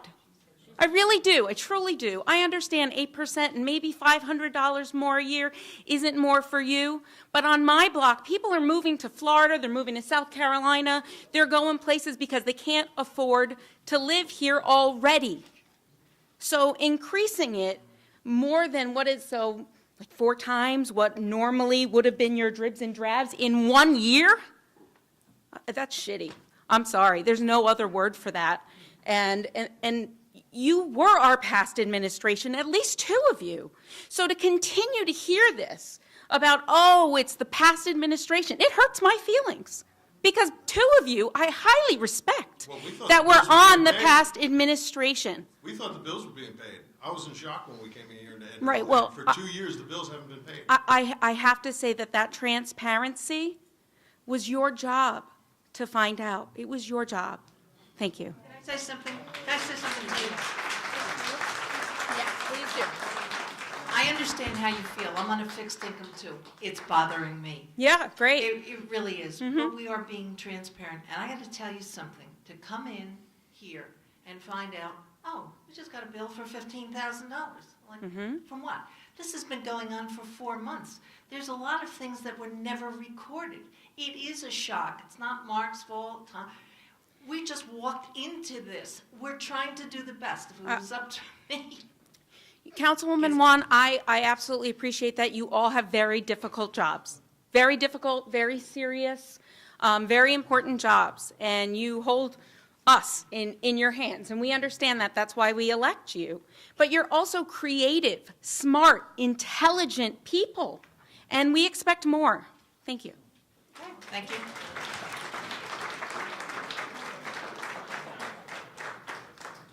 Hi, my name is Bob Unick. I live at 114 4th Avenue, and it's not really a question so much as a statement. When I walked in, I heard that the previous administration was going against you guys and saying things about your budget, and you didn't want to go back at them. From what I'm hearing, it seems like there's a level between incompetence and malfeasance going on. So what is the level of what the previous administration did? Is it malfeasance? Is it some kind of illegality? And if it is, are we going to sue them? Because everyone's suing us. Why can't we sue them or hold them accountable? It seems like there's no accountability for what they did. Like you said, they left you with the bills. You didn't know the bills were not being paid. That's malfeasance, correct? I don't know. Right. So are we going to sue them or go after them? I can only indicate to you, and I don't want to speak for the mayor and council, that's why I wouldn't have a job. But I think that they are trying to get their hands around this. I'm telling you, every week, every week, something else is coming. But that's what I'm saying. I think it's approaching now malfeasance rather than they're just incompetent. I think the administration's trying to get its hands around this, and then we are going to be sitting down with people who worked here last year and talk with them very sternly. That's not the same as a lawsuit, right? Like I said, everyone's suing us, right? Can we go to court with them? Can we force them to answer the questions, at least, in a court of law? Administration. We've inherited this. I've said it before up here. We've inherited this. We're doing a forensic audit. The question that you have about legal and incompetence, we're trying to sift through that. We've been here 5 months and 20 days. You all are tired of hearing me saying how many months we've been here. Right. At the end of the day, we're looking at everything. We were looking at decisions that have been made with a wink and a nod for change orders for all the projects that they had in town, whether it be the outfall pipe, 10th Avenue Pavilion, 5th Avenue Pavilion, streetscape, where the lights were too high. We had to get those fixed. Every engineering flaw that in the past 8 years that they've done in this town is under scrutiny. So we have to figure out if it's incompetence. Was it for political favor? What was it for? Was it illegal? So in fairness, we're doing a forensic audit to see where we're at. We want to hold the people accountable. If it's incompetence, that's why we're in the position that we're in right now. We're trying to figure that all out. Right. Okay? We're working on every aspect of this town to figure out where we can make cuts. Okay? Like the mayor said, everybody wants to talk about cuts for the police or for DBW and make the hard decisions. We don't need as many cops. We don't need as many specials. I can tell you that in 1989, a short town laid off 3 police officers. The 3 police officers that they laid off they were not allowed to employ 30 specials. The town went out of control. It took them 3 years to get back, okay? Once you lose your town, you lose your town. You lose your property values, you lose your reputation. That's the problem that we're facing here, okay? So we are looking at the past administration. Right, now I understand that it's a process, but what I'm saying is, I guess I can't get a commitment, but if it reaches that level. You've asked, yeah, I think you asked a fair question that a lot of people want to know. Was it malfeasance? Was it incompetence? Right. What was it? Let me give Somewhere you in an example. between. When we took over here, my firm in the administration, you had already paid a law firm to defend you on a case $450,000. And you paid him at the rate of $450 an hour to do municipal work. Nice work. I've been doing this a long time. I've never, ever been able to bill. I would love to have it more than, I think, $190 an hour. And I think that's pretty, somewhere between $150 and $200 an hour is the standard rate. Not only did you pay them 3 times the normal rate for attorneys, you never sent it to the insurance company so that your legal fees would be reimbursed to you. In other words, we have an insurance policy, and they, under normal circumstances, pay for the attorney.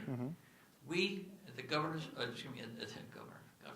the mayor's urging, we've sent it now to the insurance company. They're going to probably pay about a third of that back, because that's what they would have normally paid rather than $450 an hour. Now, that lawsuit's over 2 years old.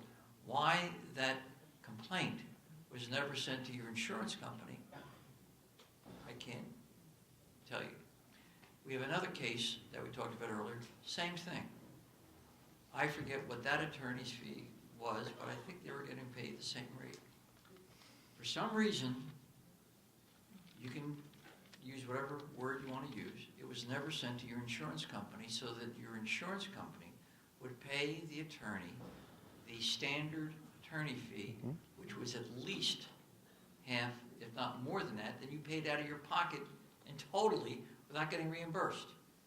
Now, I can't talk about some of the other things. I can talk about the fees that you've paid for lawsuits. I can talk about the RFQ for your engineer on the Lake Como job, which was so screwed up, the DEP won't pay you back $500,000 as you've already paid that engineer. Okay? So that's what we're chasing. That's why the mayor took us out to Trenton and we eyeballed the DEP people. So you can't do this to us. We have taxpayers here. They can't afford a $500,000 hit because somebody a year or two ago screwed up on the RFQs. So that's what we're dealing with. So what I'm saying is, you have to be our advocates now, because they weren't, obviously. Whether it was through cheating or whether it was through incompetence, they definitely were not our advocates. So it's up to you guys to do that. However it's done, it's a process, I understand, but, I mean, does it go to a level of special prosecutor, if that's what it takes? Someone outside? We're meant to take a look at that, but Right. we're trying to get, we don't want to go up there with. No, I know, you can't commit, but I'm just saying, if you reach that level, will that happen? If it reaches that level, we're certainly going to do that. Okay, good. Bob, I thank you for bringing this up. I think our business administrator would probably tell you he's tired of me asking him the exact same question that you asked tonight. I sit up here this evening absolutely angry that Belmar is in this situation, and with all the things that had happened in the past. You know, every day or week something comes up that you just can't even get your arms around. It's so incomprehensible about the way things are handled. And I'm committed, and as I believe my colleagues are, if people were committing crimes, they need to be held accountable for Good, their that's what we want to hear, I think, right, exactly. Thank you.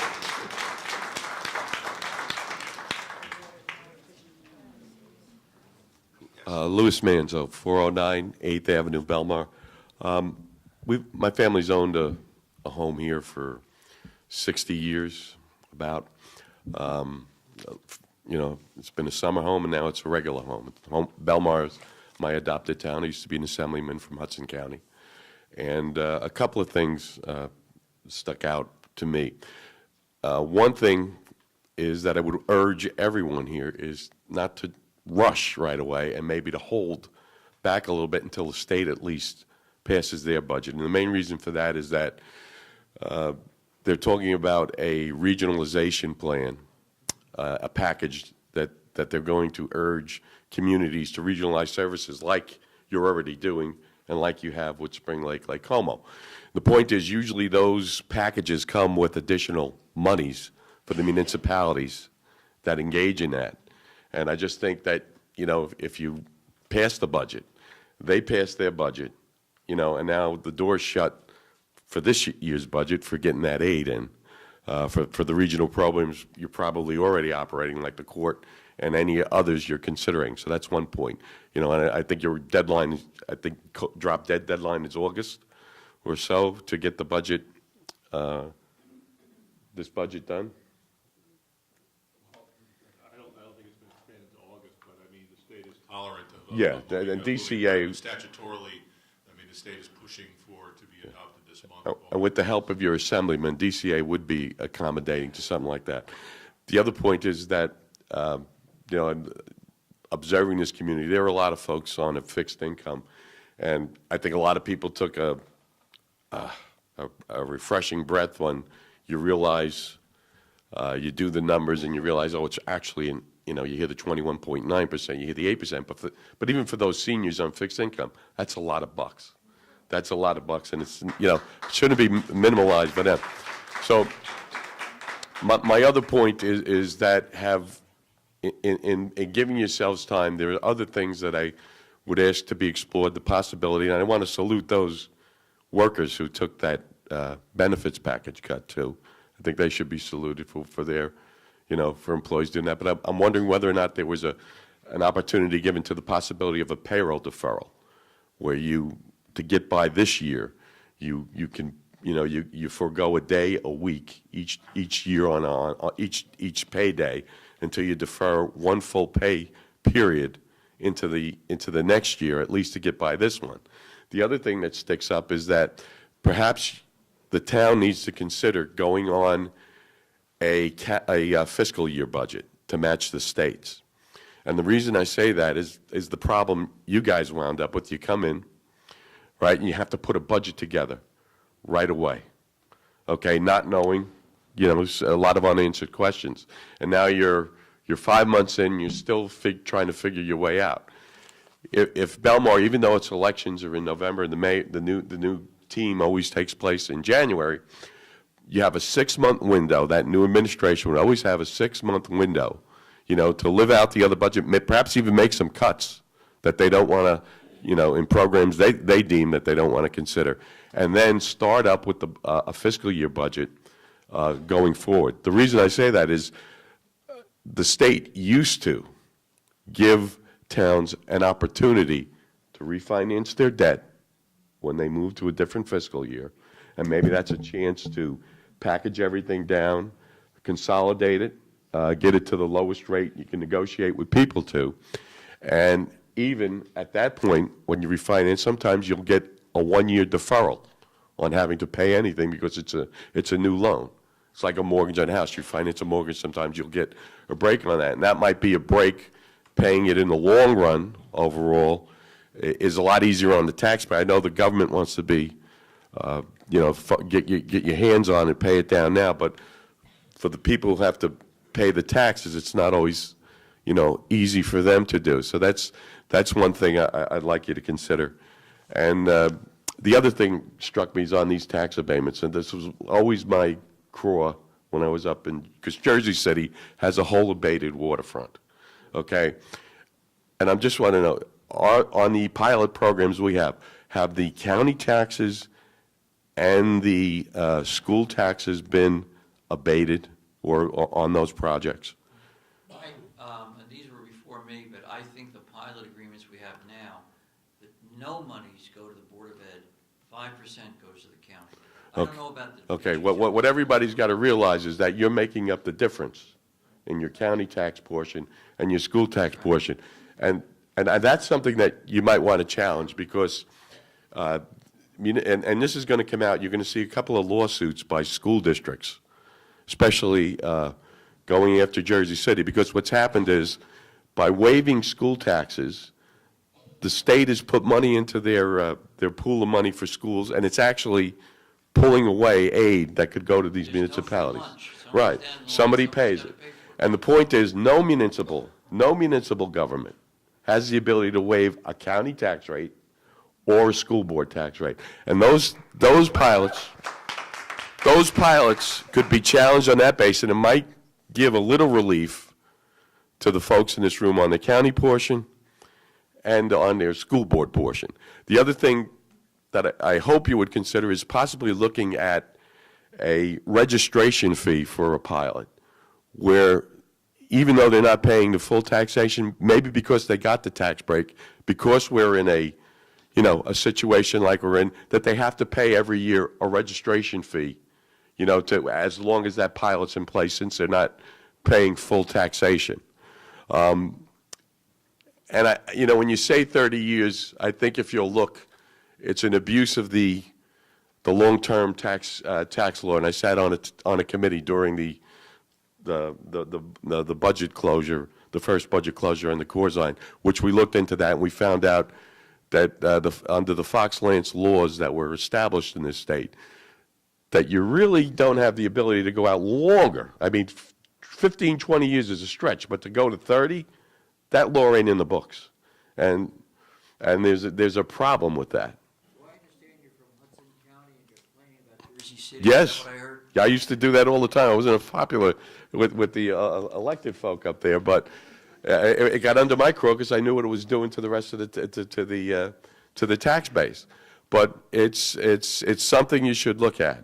Whether or not they can be put off that long and making them pay at least a registration fee, because that's a long time for that much property to be assessed, sharing all the services we do and not putting a penny in the till, especially for the schools, especially for the county share. So that might be something that we want to look at. Believe me, I sat on the school board for 17 years. Yeah, so yeah, you know what, yeah.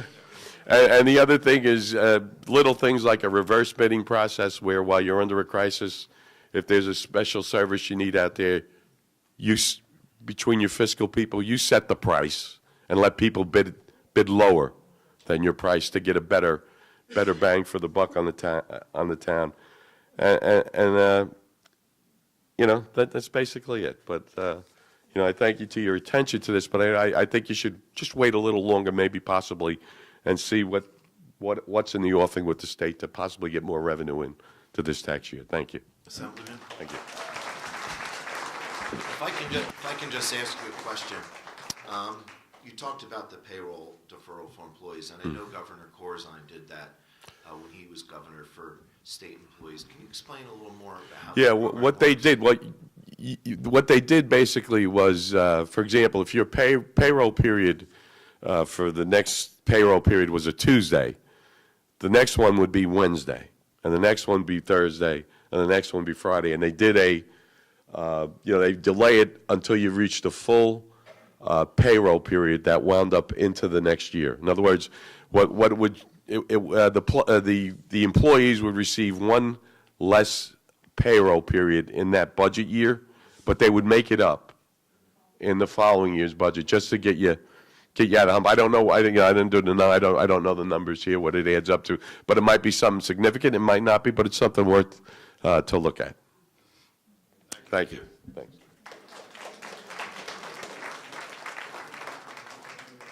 Hi, Aileen Fay, 400 River Avenue. I want to thank the previous gentleman for bringing up the pilots. I, too, would love to see that you share the revenue with the school. I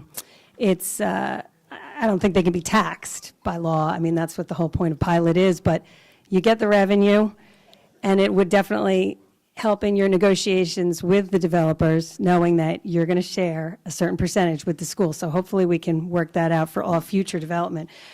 But I just wanted to, I disagree with some of the decisions you've made. I disagree with your ideology in general, but I want to thank you for doing the courageous thing and raising our taxes for the sole reason that we cannot sustain ourselves any longer with this debt.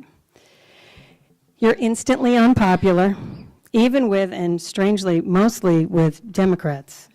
Democrats seem to be outraged by paying taxes for police, civic programs, and infrastructure. As a Democrat living in this town, I feel like someone's filming a Twilight Zone episode and I'm an unwitting extra.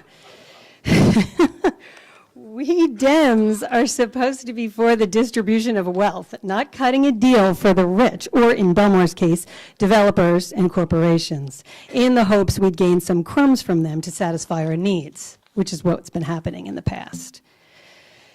Some things so-called Democrats have done over the past 8 years that don't square with me and my ideology as a liberal are pursuing a deal to hand over public buildings, like this one, to a developer, attempting to hand over our boardwalk and Ocean Avenue to developers, thus allowing public space to be possibly privatized, attempting to loosen our campaign finance laws, giving sweetheart deals to certain corporations at the expense of residents. For example, the 10th Avenue parking lot by the tracks was sold for $200,000, and I'm a real estate agent. It's worth $1 million. Chefs pays a pittance for the marina. Memory Makers pays a pittance for the almost exclusive use of our pavilion. And disregarding environmentally sound storm mitigation. We have no dunes. We've had no sewer upgrades. These are not democratic values, but that's what happened. So I just wanted to say that, I understand what you're going through. And I just thought maybe if you wanted to hear from a Democrat, even though you're mostly Republicans, I feel you, and thanks.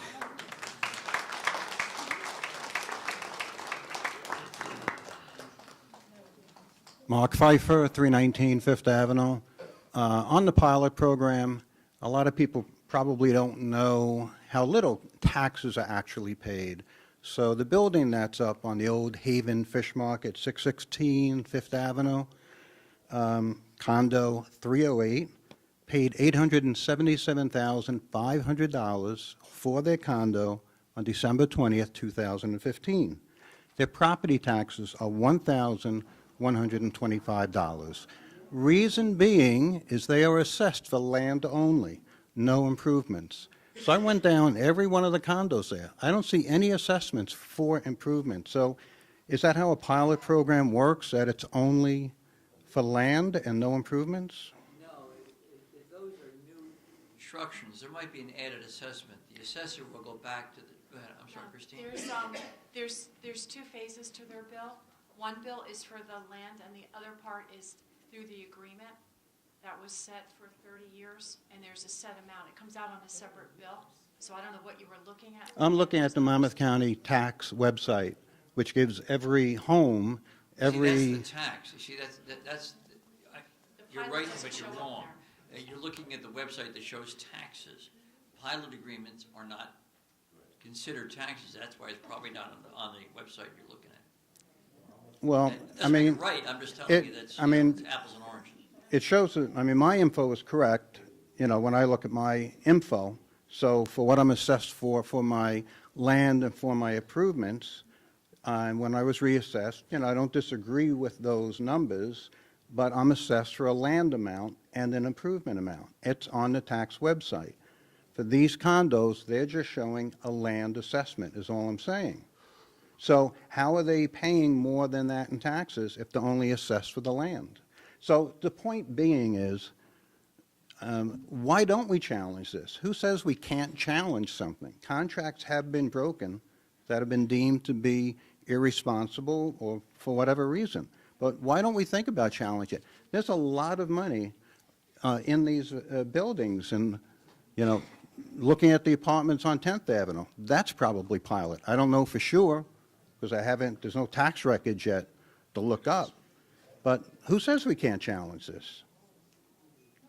Right now, we probably don't have the money to do that, I understand. But if we can win one lawsuit against them, then we can probably negotiate with the others, because those contracts seem to be unreasonable. Okay? That's all I'm saying. Thank you. Law in place for them to allow them to do that. I mean, Mr. Dasty would take a look at it, but I'm sure that the other attorneys that were here to put them in place made sure that they were ironclad. I don't think we would win anything with that, but Mr. Dasty would certainly take a look. But maybe it's a renegotiation.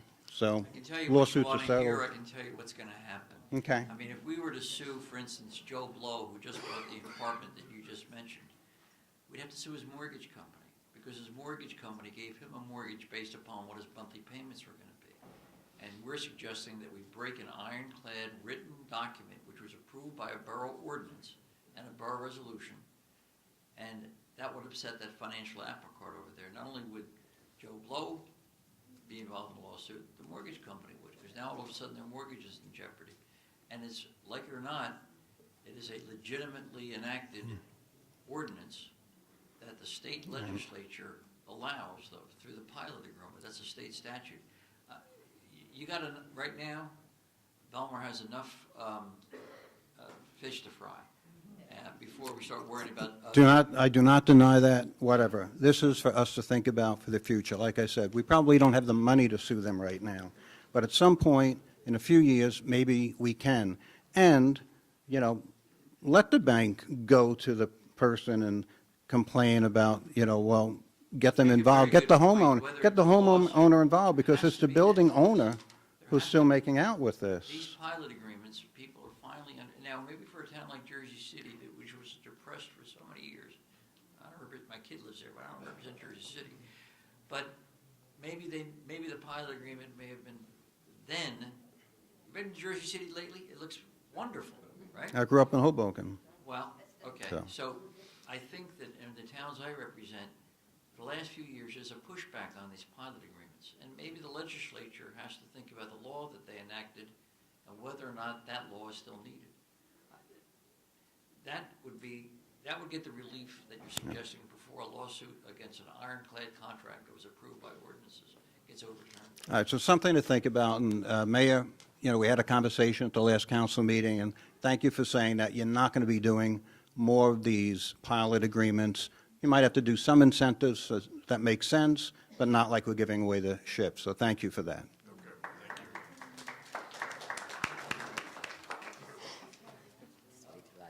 It's all right, we can talk loud. I'm Jackie Gallant, I own 611 6th Ave. Oh, that's okay. Just pull it out.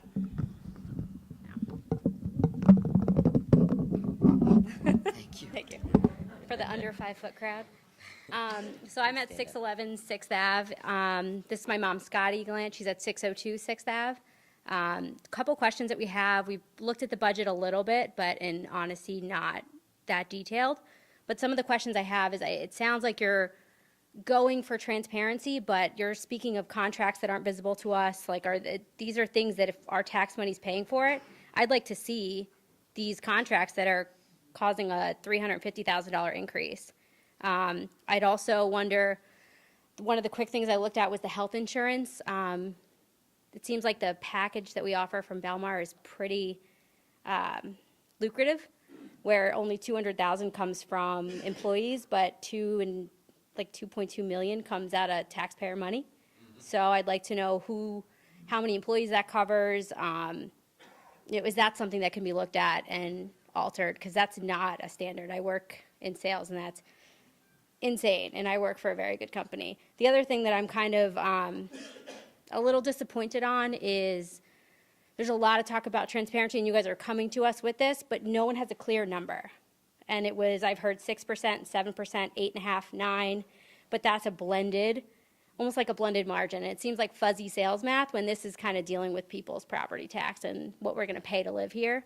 My house did get reassessed quite high because I did a lot of improvements, so that seems fair and that seems right. But to do almost 22% increase on my municipal tax seems excessive. And I live next to St. Rose, and I'd like to know what kind of revenue do we get from them, because we pay police there all the time.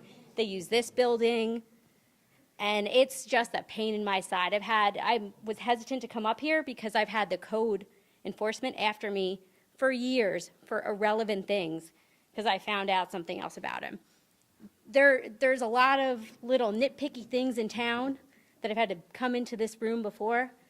All of it found, but that seemed like a waste of taxpayer money that I had to come to court over something really simple like a tree. Like there's the way that we've been spending money seems, the way that we've been spending money seems, and I know that wasn't you, but it seems a little irresponsible. And the lack of parking with all of the new building, the kind of destructiveness that these St. Rose parents and teachers and kids do to our town, what do we get back from them? I don't see that in the budget, but again, I haven't gotten to look through it. But they use a lot of community space. So it costs to heat it, air condition it, staff it, put the lights on, like, Use the public gym. I'm sure they don't pay any taxes. Is that correct? And, Yeah, it's a church. So but they use the police twice a day. We can't sometimes get in and out of our own driveways that. Yeah. So there's other concerns that our taxes are paying for a private school. I realize that they're paying good money to be there. They're, If I can. yes. We're looking at every aspect of what's going on in this town. I'm aware that St. Rose uses our gymnasium. Yes. We're looking into that. They have not been charged. Over the past years, they would pay for the refinishing of the floor. I'm looking into that. I'm looking into the resource officers, crossing guards, of course, come under the budget. But right. when I tell you we're looking at every aspect of what goes on in this town, we are dissecting everything, and we're going to have answers for you, and we are taking all that in consideration.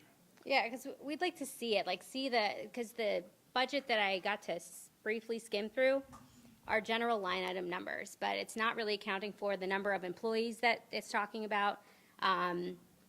Like someone else said earlier this evening, what we're getting in isn't very clear. But St. Rose obviously is a thorn in our side because we live on 6th Avenue, and I'm literally the next door neighbor, where the principal comes in my yard every day, and a parent will double park in front of my driveway, and our police will tell me that I need to relax even though I'm late for work. They won't tow the person, they won't get them to move the car, but I'm late, and they're not paying anything. But I'm paying property tax. And most of us that live in that immediate block of St. Rose have paid to put driveways in and give ourselves off-street parking, and we find it utilized by the St. Rose parents. Maybe they should offset our costs, but we feel like we don't impose. I go out to work every day, and I'd like to be able to at least come home and drive into my driveway. And the police that we're paying for are monitoring these parents in a minimal amount. So it is something that I understand they were told at one point they should go over and use the public parking behind the police station and walk their children to school, like many of the Belmar families do when they utilize our public school. Why does it have to be that they can leave their car in the street in front of driveways or in our driveways just for a minute?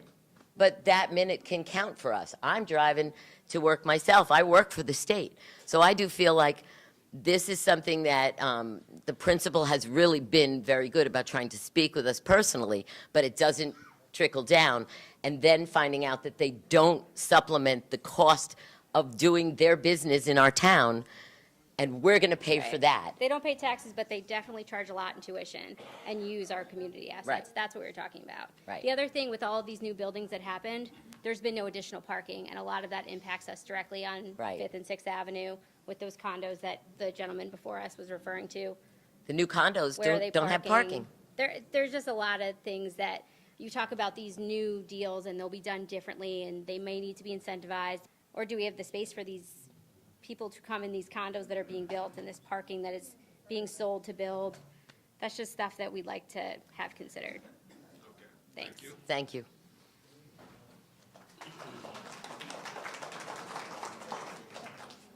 Peter Pyro, North Boulevard. Hi, Peter. Good evening, Mayor and Council. Just two items. Each year, the budget that was prepared by your predecessors and part of you, each year, the budget that was prepared and the finances were reviewed by an auditor. It seems like the auditor, from what the numbers we're talking about, have missed millions of dollars in some fashion that now have to be paid for. Unless I'm hearing the numbers improperly, I don't have the prior budgets in front of me. Like a comparison, could be made in terms of, you said potential responsibility of prior people. Maybe the auditor might be examined in that regard. The other issue that I'd like to address is the outfall pipe at Lake Como. The federal government gave FEMA FEMA gave New Jersey DEP $6.185 million. As I understand it, only $4.2 million had been spent as of the last time I heard any expenditure. So there's still funds available under that grant. I understand that having had prior discussions with Rebecca Jones at New Jersey DEP, she's a very friendly, cooperative person, and if she can help, I'm sure she will. We've talked to Rebecca every single week. We're still in the process. The prior administration failed to do a form the correct way. That's where we're at $500,000 to $600,000 now. We have an ongoing dialogue with that. The outfall pipe has not been closed out yet. We have engineering flaws that we're facing. We were on the phone again today. So we're working on that. It hasn't been closed out. We're going to have an engineer close that project out. So that's one of the problems that we faced once we got in here January 1st, that outfall pipe. Even though there's that $6.1 million, there was only a certain allotment of what we were allowed to use based on what the specs called for. So we are working on that with Rebecca Jones. We are working with the state. We are working with the federal government. We're trying to get that closed out and to get that actually working properly. Hopefully, I know she was cooperative previously. Hopefully she'll work with you and you get a hunk of that money back. We're trying, any money that we can get back, that's what we're trying to do. Their hands are tied right now, so Mr. Dasty and myself might be taking a ride to Washington, D.C. because we have to go to HUD. We have to go to federal government because that's where it originated. So right now, that's where we have to get the okay from the federal government, and hopefully we can do that. I didn't break it. No. Thank you. Thank you.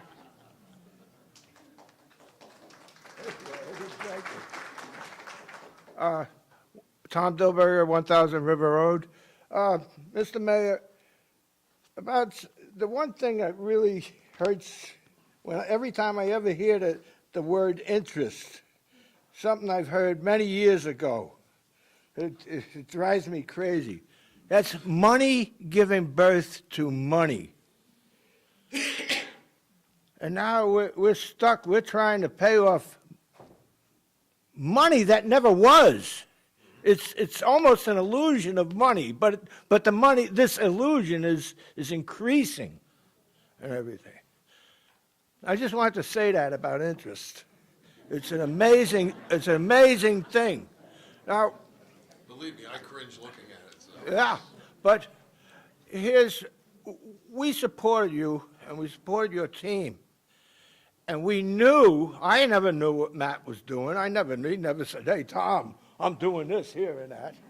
But everybody knew he was up to no good somehow. Okay? We knew, but we didn't know just what it was he was doing. Now, we're finding out. Okay. Now, some of the older members have mentioned they're from other areas in New Jersey. I'm not from New Jersey. I'm from New York. And many years ago, we had a mayor come into office, Mayor Koch, and everything. And the city was in the same boat we are now. And he gave his first news conference. It was unbelievable what he did. He kept saying, and okay, President Ford had told the city of New York, go to hell before you get any money from the federal government. President Ford to New York City. So Koch is giving the first news conference and saying what he's going to do and has to do and everything. And the reporters are asking him, and finally he said he had to do some very, very harsh things and everything. And they kept questioning and questioning, isn't that brutal what you're going to do and this and that? Finally, he stepped out from behind the podium, and he pulled his pockets out, and he said 3 times, no money, no money, no money. With that, he fired about 15,000 city workers. Fired is the word, though. That's the important word. Because if you're fired, you don't get the unemployment. And he made that very plain, or at least at that time, you didn't. He made that, they're not laid off, they're fired. Now, here we are in this little town here. We're in the same boat. We have no money. and everything. And we knew that the taxes were going to go up when you and your team took over. We voted for you because we thought you would do the right thing. But now, we want you to do the right thing. And before anything else, as a show of good faith, cuts must be made. They must be made across the board. Now, we have numbers here, but we don't know how many personnel there are. Now, as far as letting police officers go, I don't want to let anybody go. I'm like everybody else. I want everybody to be employed and have a living. But certain things at certain times have to be done. Now, we say, well, we can't, if we get rid of a police officer, we can't have this over here. Well, there's a word. It's called, after the season is over, furloughs and everything. And at that time, you can make up the money. I love the bands over here in the plaza. I love them. They got to be cut. I cut them already. Cut them. Okay? No more Friday, Saturday night thing. That's it. Too bad. Anything for the senior citizen, I'm a senior citizen. Cut it. Everything. Everything across the board. Cut, cut, cut. And that's what we need. A show of good faith from the governing body. Things are tough. And excuse me, I'll say this now. We used to say this a long time ago in the 60s. Shit flows downhill. And when you're downhill all the way at the bottom, that's TS. Sorry, make the cuts.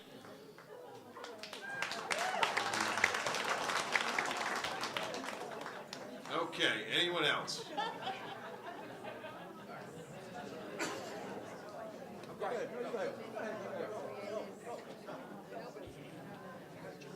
Hi, Si. How you doing? Si Reitmeyer, 405th Ave, Belmar. The town attorney spoke about it as well as as what it had, and that is that the project pertaining to the Lake Como drainage. Now, it's my understanding that one of the reasons why we didn't comply was because it was only one contractor that was selected for that job, one engineer, and the state required it to be more than one engineering. No, what happened was the borough engineer designed the plan. And then, when it went out to bid, he designed the plan so he could be the only bidder. And that was the problem. Right, okay, so. And the advertisement for the bid went out one day for the engineers. Went out one day, and the bids from the engineer for the project were received the next day. Okay. I recognize the fact you're doing a forensic accounting, and I think there's not a person in this room that doesn't know that there was some pretty shady stuff that was going on in this town. I've been here 24 years. But we know that there's some shaky stuff that had gone on. But we know who signed that contract. You know, we know who started cutting those checks. Why do we have to wait for a forensic accounting to get any retribution for that mistake and for those errors? Number one, we're getting bills, according to you, daily that were never logged into general ledger. Who approved those? The work to be done, or whatever those bills are. Who was neglecting not posting them to the general ledger? Do we have names of these people? I mean, so far, and I've heard. You know, you extrapolate. The tax increase is a tax increase. That's water under the bridge. What's really scary, and what I'm looking for you two to do for us, is to say, okay, for every 125 basis point increase in the interest rate, and you know the step increases for all the city employees, what's our budget look like next year, the next year, and the next year? I was never able to submit an operating budget, okay, with an increase without showing where I'm going to be in 3 and 4 years. Okay, so what's our debt service look like on a 125 basis point increase for the next 4 years? And I think you need to explain that or show us that on a slide, because I think that's really the scary picture. I don't think this is scary, $500. I can tell you that that is something which we have done. The one thing that we don't know, if you listened earlier, was we have not sold the temporary debt yet. When we sell the temporary debt, it becomes permanent debt, then we'll know what our rates are going to be. And the reason why we're being conservative in this budget, meaning that we're not using all our surplus and pushing on the revenues, is because of what we see coming down the road. And we don't want to experience this again. We don't want to come back in and say, you're going to be another big tax increase. We want to manage this thing so that once we get past this point, it'll be smooth. So it is being looked at. A lot of the changes which the council could contemplate, as they said, they've been here 5 months. So anything that they do is going to only have possibly a 6-month effect on the budget, right? Because we're halfway through. So really, it's the first year of a new administration really is winding down the old administration, and that's what's happening right now. And we're trying to build ourselves and make ourselves sturdy for the future. And that's the one thing we're doing that I'm advocating for, is we're not going year to year, which I think was happening before. Let's just cut the taxes. Let's just have a flat. And it's not mathematically possible to do that. So I would disagree with that. It was plausible for me as a taxpayer to sit in my house on 14th Ave and believe that we didn't need tax increases certain year, because anybody, okay, and I'm talking about manufacturing and consumer packaged goods, okay? That's my background, okay, obviously. Anybody worth their salt as a leader can easily trim 2.5% off their operating budget every year. You always mitigated your cost pressures, being benefits, being wages, and being utilities in a plant with a $40 million operating budget or 110 across 7 wineries. You always mitigated those pressures with cost savings. Okay, it was an ingrained culture in the winery, it was an ingrained culture in Ocean Spray.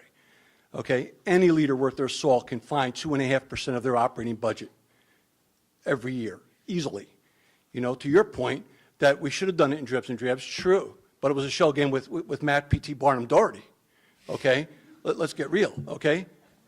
So you can have flat taxes, okay, but you got to have an ingrained culture in DPW, which I love the guys in DPW, I love the girls up in the Borough Hall, and the police. They all do a great job. They're always courteous, they're professional, they're thorough.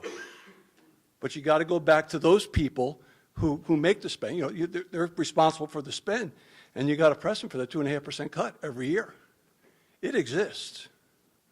It's as simple as driving down Ocean Ave at 6 o'clock in the morning. Well, the lights are on the boardwalk. Okay? What are the lights doing at 6 o'clock? Day breaks at 5, guys. Okay, that's so simple. So you can have flat. And so it was plausible for me to think that it wasn't a shell game with Doherty and 2 of these guys, okay? That you had cost pressures were being offset with cost savings, but they weren't, okay? And that's an ingrained culture, and that's for you guys and girls up there to listen. It's an ingrained culture of cost savings. You know how you save $1 million? You turn off the lights at 5 o'clock in the morning, and you start there and you save $1,500 a month. That's how you start. It's an ingrained culture of cost savings, and you guys know that. You know that. If you're an auditor and if you're a true CFO, you know that, okay? So my beef is that I think this is the tip of the iceberg. I really do. I don't know how we're not going to come back here next year and have another tax increase. I just don't see it. I don't see it. So I'd like to see that presentation. I'd like to see that extrapolated out till 2022, okay? And make some assumptions. 125 basis point increase in the interest rate. I want to see how much debt you sell. Let's see that. Let the people know where they're going to stand in 2 years, 3 years, because that's the scary part to me. And I'm not stupid about finance, okay? But I think when you extrapolate this out, and you fast forward the clock 2 or 3 years, we're in a hole. We're in a hole, okay? I don't think $500 a household is going to make that hole go away, okay? So I appreciate your thoroughness, okay, and your presentation. I'll hit you guys up next meeting, okay? Thank you.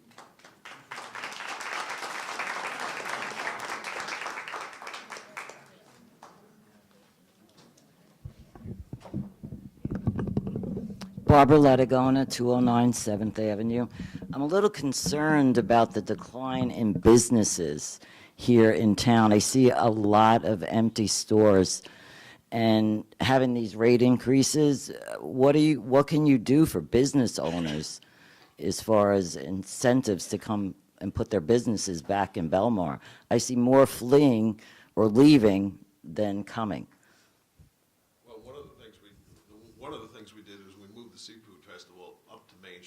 so that our businesses would be showcased and. That's once a year. I appreciate I that, know, but. One little step at a time, we're trying to work with the business partners to change what's going on up at Main Street. I understand that a lot of businesses are packing up and moving out. It's tough for them to stay in business, so between the business partners, tourism, and everything that we're doing, that's a concentration for us to take a look at that. And that was one of the key reasons why we moved the Seafood Festival up to Main Street, because all the vendors that come from out of town, down on the Seafood Festival on the ocean, they made their money and left town.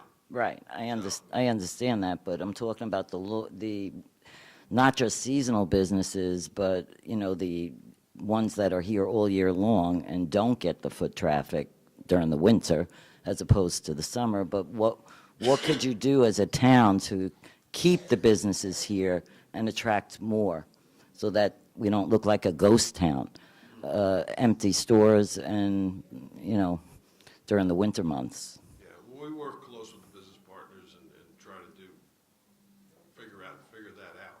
So, and why do we have 60,000? When you say you work close with them, do you have a council? Do you have a business council that goes around and talks to the owners? We have business partners, and we do try to work with them and decide, they have a board, they have a budget, and they're out there trying to make businesses also. And that's the things that we work with them to try to get businesses to Main Street. I mean, people to our Main Street, and hopefully that once they see our businesses, they return. And that's one of the things that we're trying to work on. Okay, thank you. And here's one of our business partners. I had to get up. Excuse me. Pat Texa. I own Nostalgic Nonsense Vintage Clothing, corner of 9th and Main. I've been in town for 2.5 decades. I'm also a trustee on the Belmar Business Partnership. Some of the things I can speak to is I do agree with a lot of the sentiment about the pilot programs. And the reason being is the business partnership is not like a chamber of commerce. It's a special improvement district, and it consists of adding a taxable fee onto the commercial property owners, which does not affect the residential property owners. So we get all of our money from the commercial property owners, which is passed down to us in our rent. As a renter, I pay so much square footage in rent, so much in property tax, and so much quarterly to the Belmar Business Partnership. With that being said, the pilot program buildings do not pay into the business partnership, so we are all losing all of that assessment, and that includes 10th Avenue, that includes the corner of 8th and Main where Stay Gold is. I'm not blaming Stay Gold, it's the building. It also includes where Havens and Hamptons was and where the strollers used to be. That's a lot of income we're not getting. Also, Marina Grill.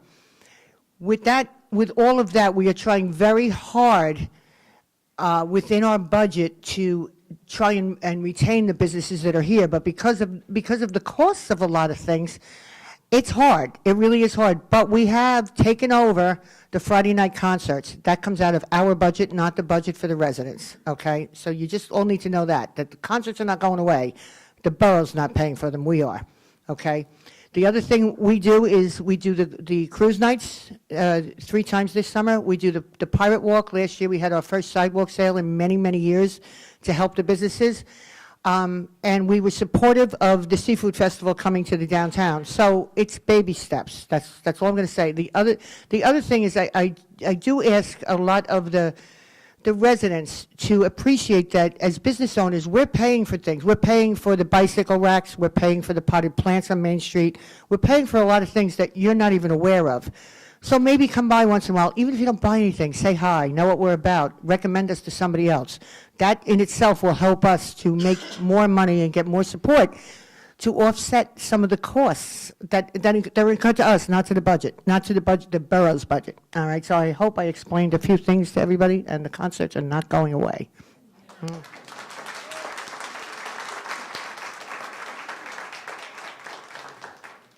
you. Anyone else? All right, April. I have a motion to close the public hearing. Second? Second. All in favor? All right. Okay, so Now,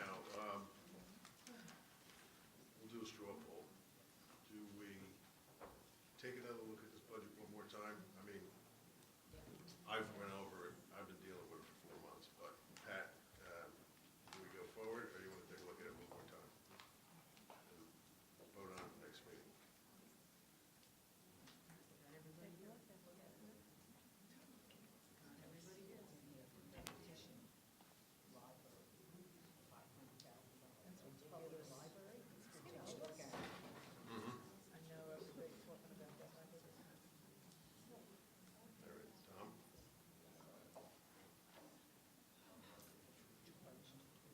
Jim?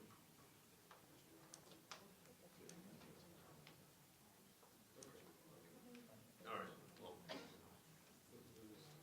Get all vote? Yes, let's vote. Before we vote, Councilmember Cracken, want to make a couple comments?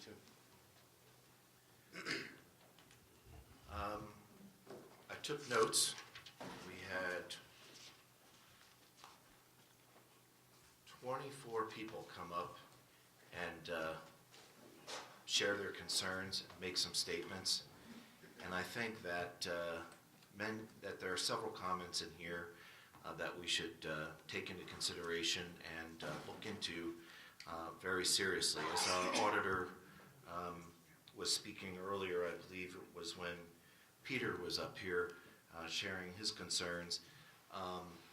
We have a lot of unknowns that are occurring presently in town with these bills that were never recorded and are coming in from 2017 and 2018. So we have a lot of unknowns, and we certainly don't want to put the town or the taxpayers in any jeopardy where we can't meet our obligations.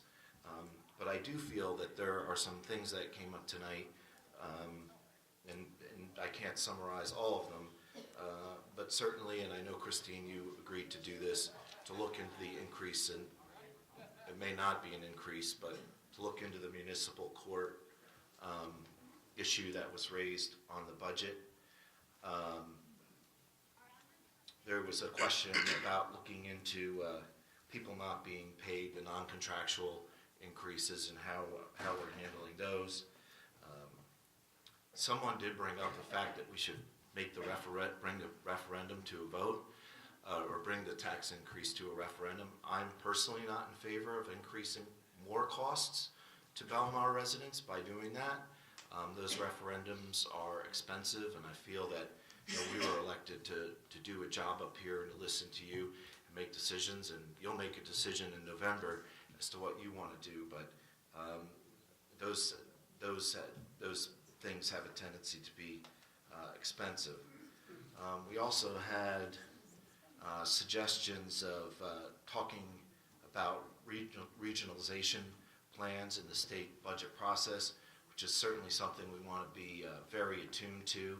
Always look to ways. You'll see 3 ordinances tonight in our that we're going to vote on that talk about shared services, and I believe as a council to be fiscally responsible to all of our citizens, we constantly need to be looking for ways we can regionalize and take advantage of state services. There was a suggestion by the assemblyman to maybe look into changing our fiscal year, and there are a lot of comments about the pilots. That was a recurring theme this evening that people brought up, and I can't begin to say to you that I couldn't agree more. Belmar is in a good place. There's a lot of opportunity for developers to make money. We certainly want to attract good communities to this town, but that is something that this town council and the planning board, along with our professionals, need to take into very serious consideration in the future. There were some questions about transparency, and that's why we're here tonight. I haven't seen this type of transparency in this town in the past when it comes to getting feedback from residents regarding the municipal budget. Frankly, I think it's very uncommon for municipalities in general to have the type of transparency that we have here this evening. We brought all these professionals in. We showed you the numbers. We showed you not why we're in the situation that we're in, and you know, our goal is to continue to be transparent and to answer questions. So, frankly, I wish we had a turnout like this at every council meeting, because we have a very difficult job to do. We're doing the best we can to make the right decisions for you, but you're the folks who give us valuable feedback all the time and keep us on our toes, and keep our DPW on its toes, and our beach operating effectively, and our police department and whatnot. So I know tonight is a big meeting, but please get involved. Please reach out to us, and we're here for you. We want to do the right things for this town. So those things, I think, are just some feedback I have from folks that shared that I certainly think warrant looking into, and at the next meeting, or however long it takes, you know, getting back to folks and sharing those answers. Yes. So again, I want to reiterate what Councilman McCracken said, and just thank everybody that came up and gave their feedback and their thoughts. And yes, there's definitely a lot of good suggestions, things that we'll look into, and certainly get back to people on. Obviously, as you can tell, the budget process is very complicated, and the situation that Belmar is in right now is very complex. And you know, nobody likes to raise taxes, but 8 years of no taxes, you know, seemed to me to be just not sustainable. And when we got into talking about the budget, you know, my main questions to Mr. Allison and our CFO and our business administrator were, how did they do it? How did they keep taxes so low for such a long period of time? And, you know, in my, quote, investigation, there was my findings kind of were, well, there was a lot of, you know, one-shot revenue sources, such as pilot programs, and it seems like they relied on those for a number of years. There was a lot of depleting of reserves, basically running them down to the tune of $5 million. It sounded to me like there was a lot of debt service mismanagement, you know, basically sticking with the bond anticipation notes as opposed to converting to long-term financing, and delaying infrastructure and equipment spending. You know, case in point are the pumps that have helped resolve the L Street Beach situation. You know, Town Hall has needed a bunch of repairs, the 911 system, and now it sounds like our generator might be down. And then, you know, the last thing that I'm now hearing is non-payment of bills. And so the funny thing is, and not really so funny actually, I was actually at a class over the weekend for newly elected officials, and when they got to the budget part, they had a whole slide on red flags. And I actually sat there and highlighted the following items on this slide that said, if you see these things, one-time revenue sources, depleted surplus, crisis level need to replace equipment or infrastructure. All of those things are what's employed and was employed to keep our budget what I consider artificially low and, you know, in my opinion, not fiscally responsible. So unfortunately, I think these are all of the things that are driving the need to adapt the budget that we have here before us. I'm hopeful that going forward we'll be able to find some other ways to either increase revenues or reduce expenses or what have you, and I have faith in our professionals here to properly guide us on those in those efforts. So, thank you.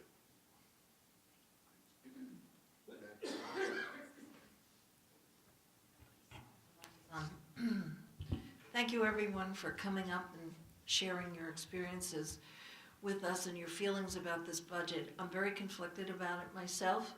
I go back to the day many years ago, just like yourselves, I sat in the audience, and when it was told that we were going to have a $4 million Taylor Pavilion at no cost to the taxpayers, I stood there like you did and complained about that, but we know what happened.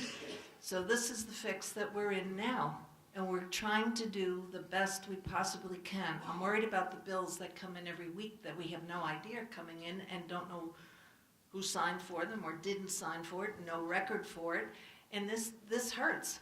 I'd like to have us get a step on start to paying some of this down so we can borrow money at a decent rate, so we can begin to actually maybe bring our taxes down if that's possible. I know they always say it never happens, but it can happen. We can do it.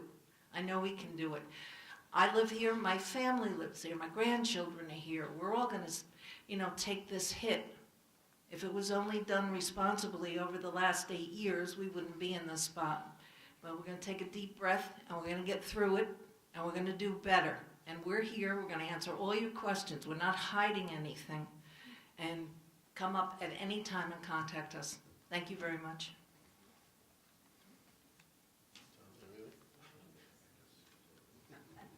Hang on. I want to thank everybody for all their comments. Some really good ideas. We're going to definitely look into them. I appreciate Councilman McCracken's keeping such great notes. I want to thank the auditor, the CFO, the business administrator, and the mayor for all their hard work on this budget.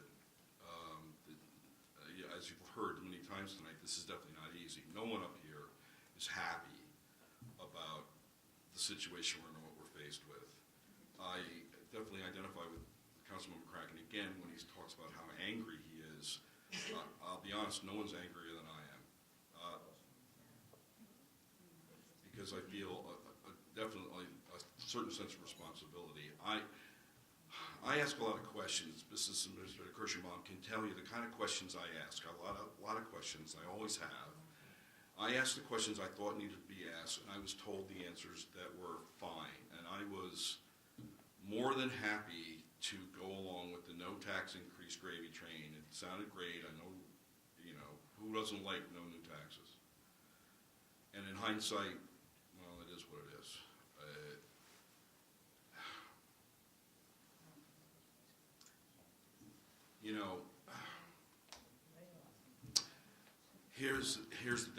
And I want to thank Aileen Fahey for pointing out the obvious. Like, I'm the Democrat. I'm supposed to believe taxes are not that bad. I mean, they're supposed to serve a purpose. Here's what else I believe. I believe that you get what you pay for. We need the services. We need the people that we're talking about. I appreciate people saying cut, cut, cut, cut, cut. But we don't really have anybody to cut. We don't have things. We can look at things to see if we can lower some of the expenses. But as far as cutting personnel, that's what makes our town run.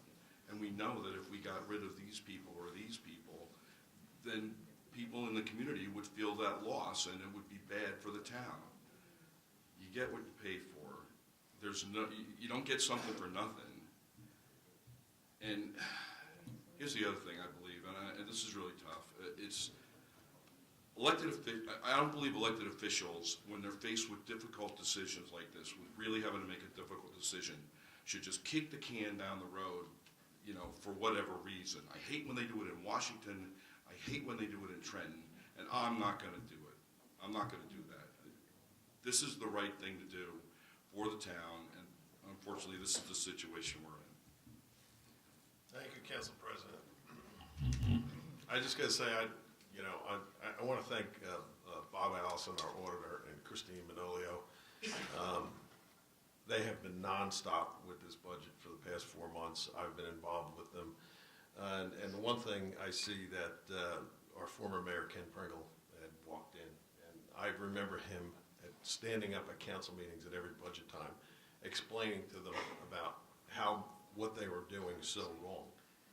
And it ended up resulting in lawsuits to straighten out and try to force them into doing the right thing. And over the past couple of years, it's gotten to the point of where we're at right now. And I know it's a hard decision. We've combed over that budget and combed over that budget to figure out where we can save money, get money, and unfortunately, this is the position that we're put in. So I know not one of us up here is looking forward to this, but I think it's something that's going to be done. We're going to have to work very close with our professionals for the next year to make sure that this doesn't happen ever again, and put the things in place that we need to put in place to make sure it doesn't happen again. And like Councilman Juan said, I know that all the politicians always say that, but that would be my goal, is that we have a lot of revenue sources in this town that a lot of towns don't have. We have the marina, we have the beach. Even though we can't use the beach utility, there's different revenue sources that we could use and have the people that come into the town pay for some of these services so that the taxpayers don't have to. And that was one of the things that we were combing through the budget. We checked everything that we are doing, even to the Taylor Pavilion. I mean, we have that on as a first reading tonight, but if a wedding came in on a Saturday night to the Taylor Pavilion with the air conditioning and everything on, they would pay $240. It didn't cover the cost of the utilities. I'm like, so that's going up tonight. We're changing around the use, how the Taylor Pavilion is being used. We're looking at every little bit of whatever area we can. Down at the marina, we had, and we just went through this, we found out that the equipment for the credit cards and everything down there were costing us about $8,000 a month. And not only that, the old credit card system, nobody ever called them and told them that we don't use them anymore, and we got charged $17,000. I mean, so we're trying to get some of that money back because we didn't even use it. So, you know, it's those kind of things that are happening that bring us to the point that we are now. We're going to work like you can't believe to try to straighten it out and get this budget back on track for next year. And we can never have this again happen again. So, with that being said, April? First, we have a resolution to amend the 2019 sewer utility budget. Do we have a motion to approve? I'll make that motion. Okay, Councilwoman Vaughn? Councilman Brennan? Mayor Walsifer? Yes. Councilman McCracken? Yes. Councilman Carvelli? Yes. Next is a resolution to amend the 2019 beach utility budget. Do we have a motion to approve? Second. Councilwoman Vaughn? Councilman Brennan? Mayor Walsifer? Yes. Councilman McCracken? Yes. Councilman Carvelli? Yes. And then last is the resolution to adopt the 2019 budget. Motion to approve? I'll make that motion. Second. Councilwoman Vaughn? Councilman Brennan? Yes. Mayor Walsifer? Yes. Councilman McCracken? So I've got some more to say. So it's obvious now at this point that, you know, this budget has passed. It takes three to pass a budget. And, you know, I'm potentially could put myself in a political situation up here and vote no. I'm up for re-election this year, and there's no doubt that my opponents are really going to pounce on me and my running mate for the decisions that are made here this evening. But I don't feel that I could do that. I do not feel that that would be right. I feel that I need to do what's right for this town. And like I shared with you before, I am very angry about the situation that we are in. The costs are staggering. This budget, the increases are not going to be an every year occurrence. You have our commitment on that. This budget protects public safety, prioritizes the infrastructure of our town. It incorporates money-saving shared services agreements. It allows us to settle all the lawsuits of the past that we're having to deal with. The budget has no political one-trick ponies, no one-time revenues like taking FEMA money, or taking from the library, or taking from reserves, or taking insurance money. It allows for consistent revenue streams. I feel that this budget very much supports the property values that we're have all been beneficial of in this town. We have implemented conservative practices and will continue to do so. There's a hiring freeze for full-time positions. We've already not replaced a position in DPW. Our business administrator has shared with you that the administration is conducting an audit of all departments and evaluating their efficiency. That is something that I will be asking continuing questions about as the year goes on. The budget allows us the ability to pay what we learned tonight are unrecorded obligations from 2017 and 18. They're bills that just frankly weren't paid. I know the unrecorded is the proper term. I can commit to you that we heard you loud and clear about the pilot programs. You're absolutely right, and those need to be looked at very closely. We also heard from our auditor this evening that we can adjust this budget mid-year. So as we conduct all of these, look at all of these aspects, take into consideration all of your suggestions, and finish our audits of not only revenues and expenses, but efficiency throughout the town. If there are ways that we can adjust our budget mid-year, pass those savings on to the residents, I'm absolutely committed to do that. So this is a vote that affects me just as much as anybody else in this town, and I regret we're in this situation, but I feel that we have to do this to fix our community. So I vote yes. Councilman Carvelli? Yes. Okay, we're going to go up. Reports of council, Councilman Carvelli. Thank you, Mayor. Okay, well, so I think we'll just start off with the Seafood Fest. I'm sure everybody will have lots to say about it. I think it was a home run. The weather cooperated perfectly. It was well attended, and just want to thank everybody that participated in, running it. Our special events director, the police, DPW, all did a great job. I know that getting around town was very easy, when in years past it has not been. Moving on from there, I think I mentioned it earlier, I was at a class for newly elected newly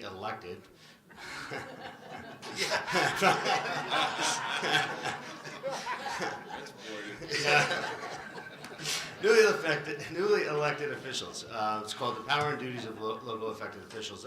Went over an overview of the state's regulatory framework for municipalities. It was very informative, especially when we got to the budget and finance portion. Other things that I participated in the past 2 weeks, the community policing meetings. I went to 2 of them, both for the north and the west zones. Very well attended. I think this is definitely going to be a healthy program going forward, involving the community with the police and hopefully taking care of some of the quality of life issues in the neighborhoods. I attended the BBP meeting. I'm the liaison to the BBP, and report from there is that their headquarters is moving to Main Street. Hoping that the business community, they're going to have daytime hours, and so the business community could go in, get information, talk to BBP staff. I have a whole list of events here, which are also going to be found on the BBP's website, which is belmarbusinesspartnership.com. But coming up, Friday night concerts in Peony Plaza starting this Friday, the 24th, with Councilman Brennan's band. So make sure you get out to see that. And then I think it's every Friday. Yep, every Friday. And then we're going to start having line dancing in Peony Plaza Monday nights, 7 to 9, July and first week of August. Cruise nights are moving to Peony Plaza as well in the parking lot.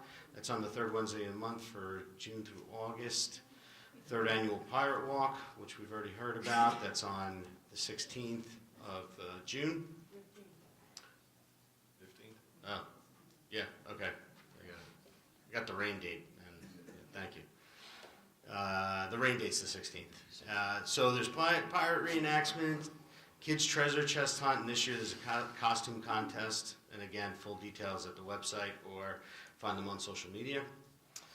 The Harbor Commission met. It sounds like the boat show for 2020 is going to be on April 4th and 5th. So we talked a lot about the updates to what's happening in the harbor. Over the past several months, we've added 36 dedicated permit spots for slip holders.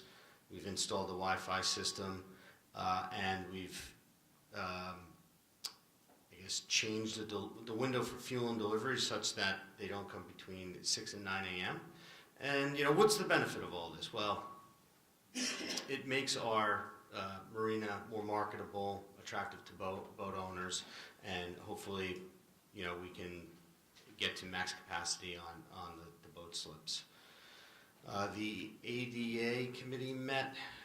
We had Franny Hines in from the Sheriff's Office, and he went over the Monmouth County Special Needs Registry, which is basically a database that provides emergency services with information on those with special needs. I guess within the emergency services systems, properties and or vehicles are flagged when there is additional info on a special needs person associated with either the property or the vehicle.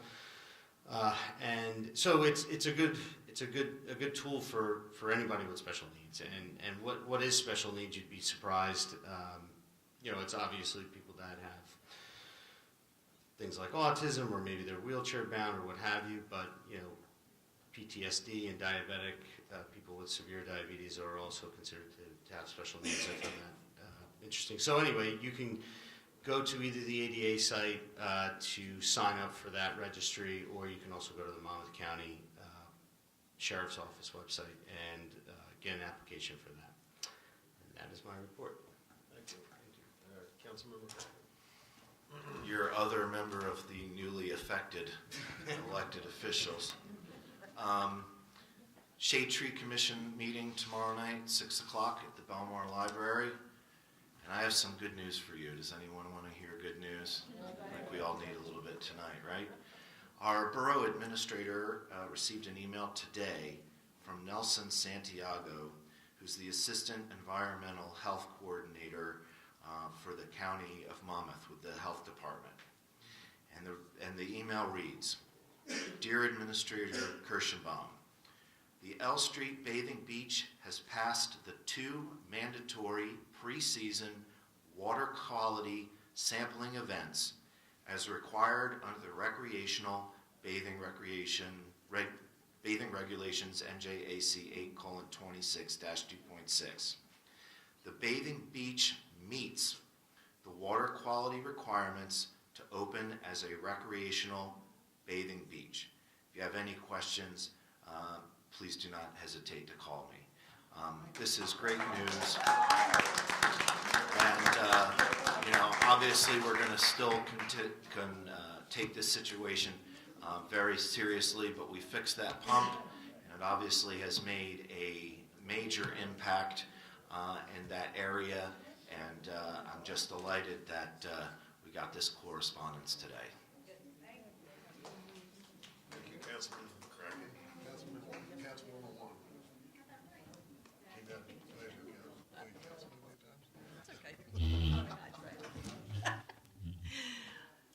Thank you. I had a short week. Tom filled you in on the ADA, which we were both on. And I will give you just a quick update on the community policing program. We've had all the meetings with the zones, and it was extremely successful. I just finished tonight with getting everything put into the database. So now we have everybody who's signed up for the community policing program put together. All this will be downloaded and off to the sergeants who will be in charge. And we should be underway hopefully Monday. and we're on our way for the summer and beyond. So I'm very excited about that. Thank you very much. Council President Brennan. Thank you, Mr. Mayor. Yes, I wanted to also add to Councilman Carvelli's report about the Harbor Commission. One of the things that the Harbor Commission has been looking for years is a real clear answer about how much money are we making on the fuel sales, because we're the only marina that sells on the river. And as the mayor referred to before, we were paying for a credit card system that wasn't working anymore. It just seems that now we're actually going to be, because we have been able to get some real answers, we're going to be, we're not going to be losing any money on gas. I mean, we're going to actually make some money, and that's actually been put in place too. That's really good. Can we talk about the Seafood Festival? Oh, yeah. Okay, so I have to thank Frank Sinelli and Mary Brabazon, Business Administrator Kirschenbaum, all the work they did, the mayor for making it happen. It was a brilliant idea, and I feel stupid for not having thought of it myself. Kudos to the police department for how well they handled it.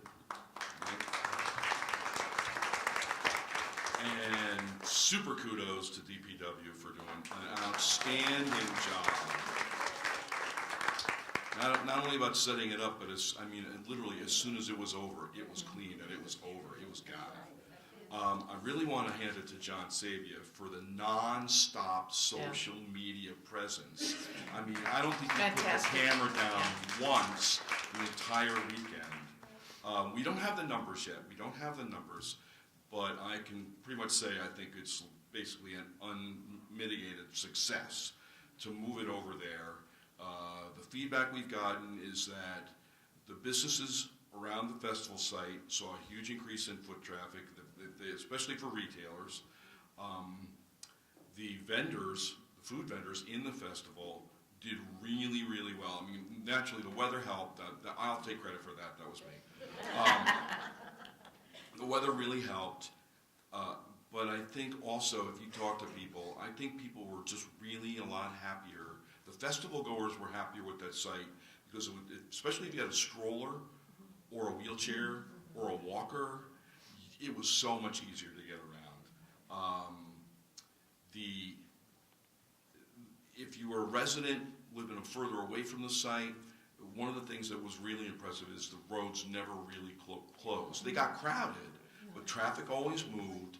And what I saw was, even starting Friday night, now I live over on 11th by C Street, and Friday night people were parking in front of my house to walk over to the festival. I saw that all weekend, but what I noticed was people would park their car, and you could see them walk down.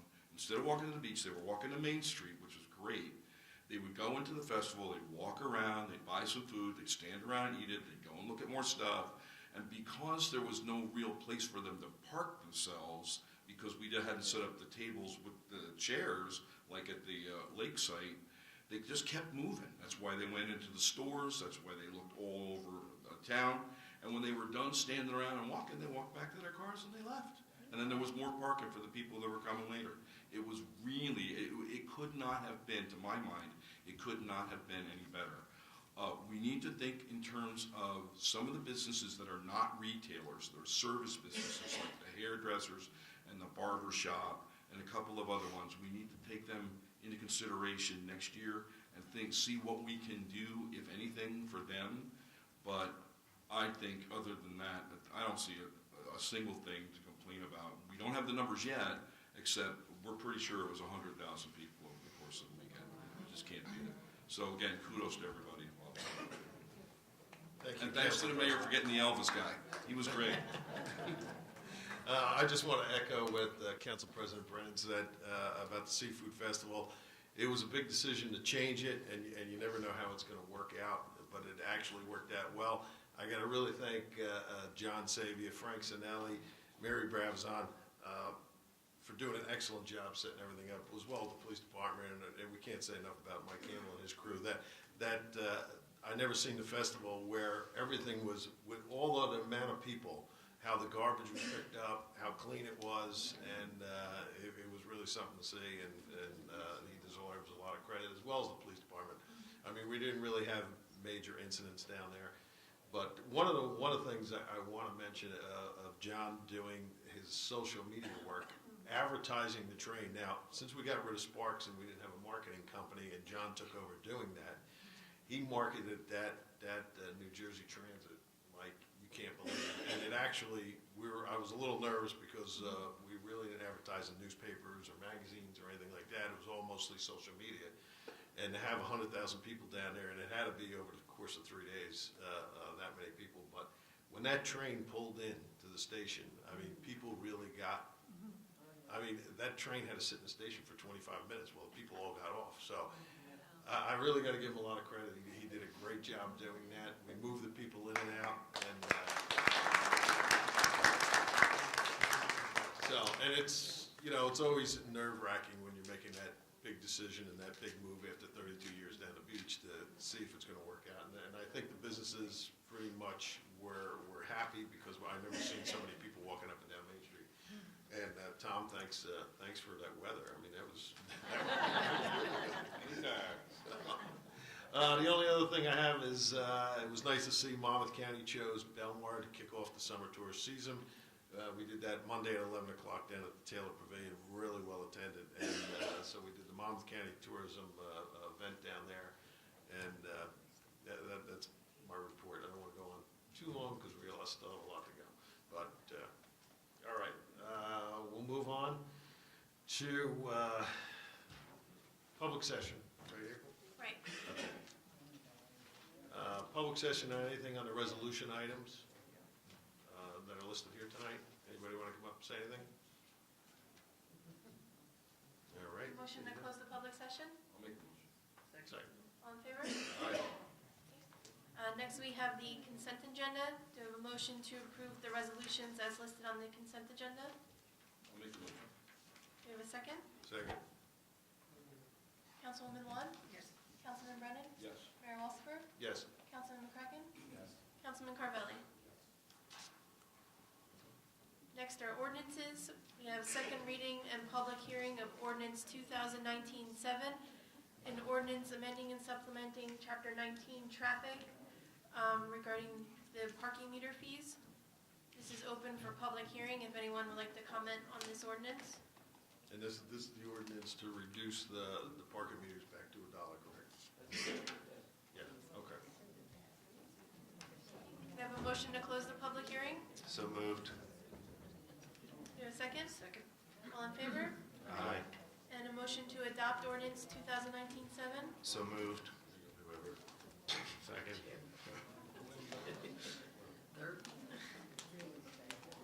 Okay, Councilwoman Wong? Councilman Brennan? Yes. Mayor Walsifer? Yes. Councilman McCracken? Yes. Councilman Carvelli? Yes.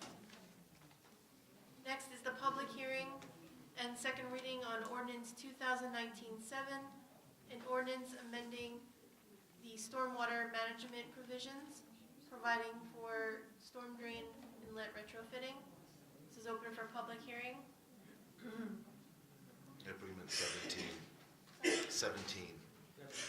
You said, oh, This is 17. yes. Okay. We have a motion to close the public hearing. Motion. Do you have a second? Second. All in favor? Aye. And a motion to adopt ordinance 2019-17. Second. Councilwoman Wong? Yes. Councilman Brennan? Mayor Walsifer? Yes. Councilman McCracken? Yes. Councilman Carvelli? Yes. April, you could do the first reading on all of them, make one motion for all of them. Sure.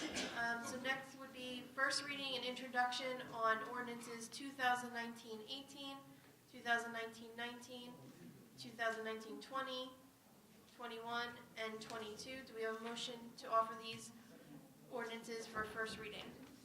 I'll make that motion. Do we have a second? Second. Councilwoman Vaughn? Yes. Councilman Brennan? Yes. Mayor Walsifer? Yes. Councilman McCracken? Yes. Councilman Carvelli? Yes. Okay, now, go to public session? Yes. Okay. Anybody have anything that they want to come up and say?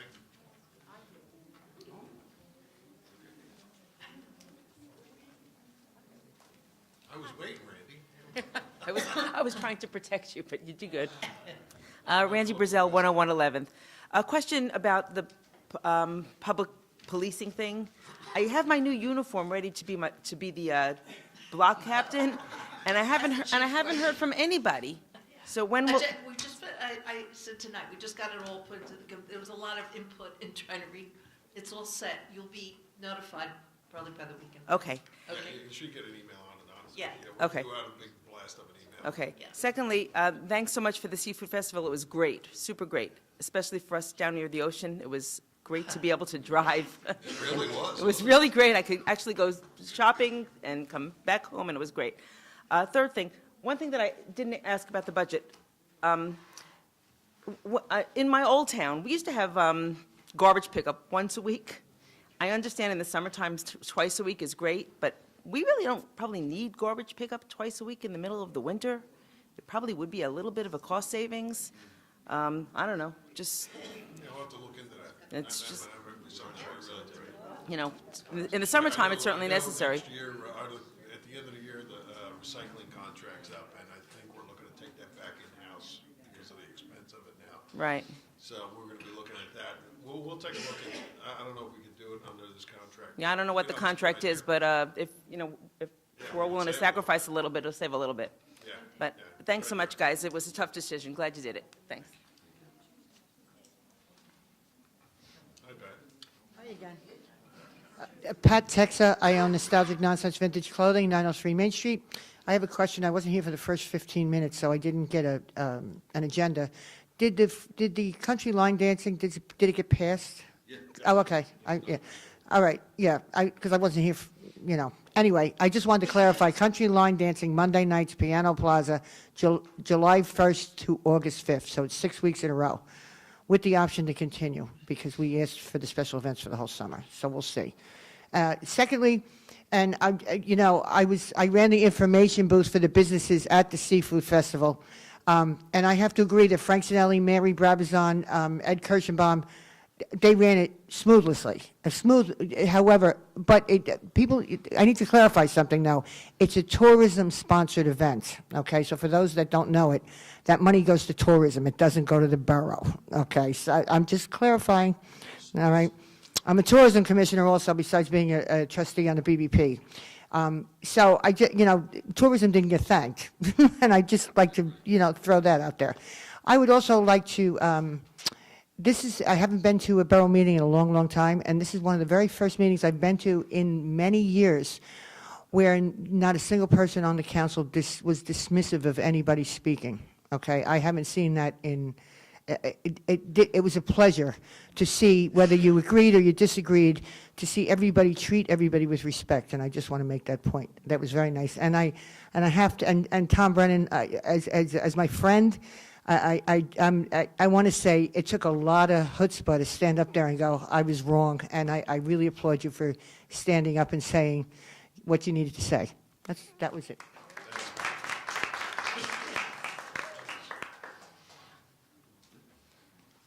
Angela Pfeiffer, 319 Fifth Avenue. Two quick questions on the Taylor Pavilion. I looked up where it said Schedule A for the fees, and I didn't see it. What are the new fees? Oh. Okay, all right, thank you. It's broken up now to Okay. in season, I guess I out missed of that sheet. season. The Belmar residents are half price of everything that's on there. Okay, and one more quick question on the budget. I assume all the buyer board money is also gone, that's $750,000? No, I still be sitting there. Yeah.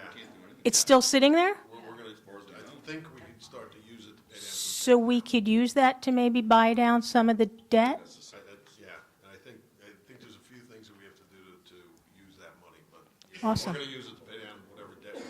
Okay, because if we're just paying interest, I'm just wondering, I'm a mortgage person, so. Just after that the- lawsuit just got settled, that was part of it in there of what we can use Okay. it for, so. I'm just our thinking, CFO will- yeah, I'm just thinking amortizing $36 million over all of this year, so anything we can do to pay down principal. Oh, absolutely. Thank you. Yeah. Thanks, Angie. Hi, George. Last thing, 111 3rd Avenue, George Comitas, Mayor's Ball. Right now, it's set for September 27th. We'll be working on that.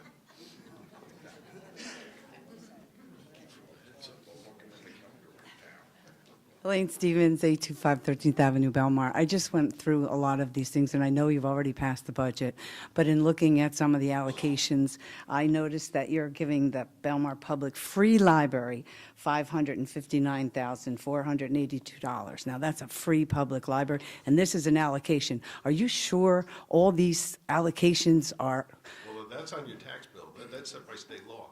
The library. It's step by statute with the state. they generate all, Yeah, we have no control over no allocation? So all these allocations are not repetitious? They're, No, if you ever look at your tax bill, there's a line item for the library, and that's the money that has to go to them. okay. It's Well, set it by says state here statute. 559,000, so we're already making that contribution. We're making that. Thank you.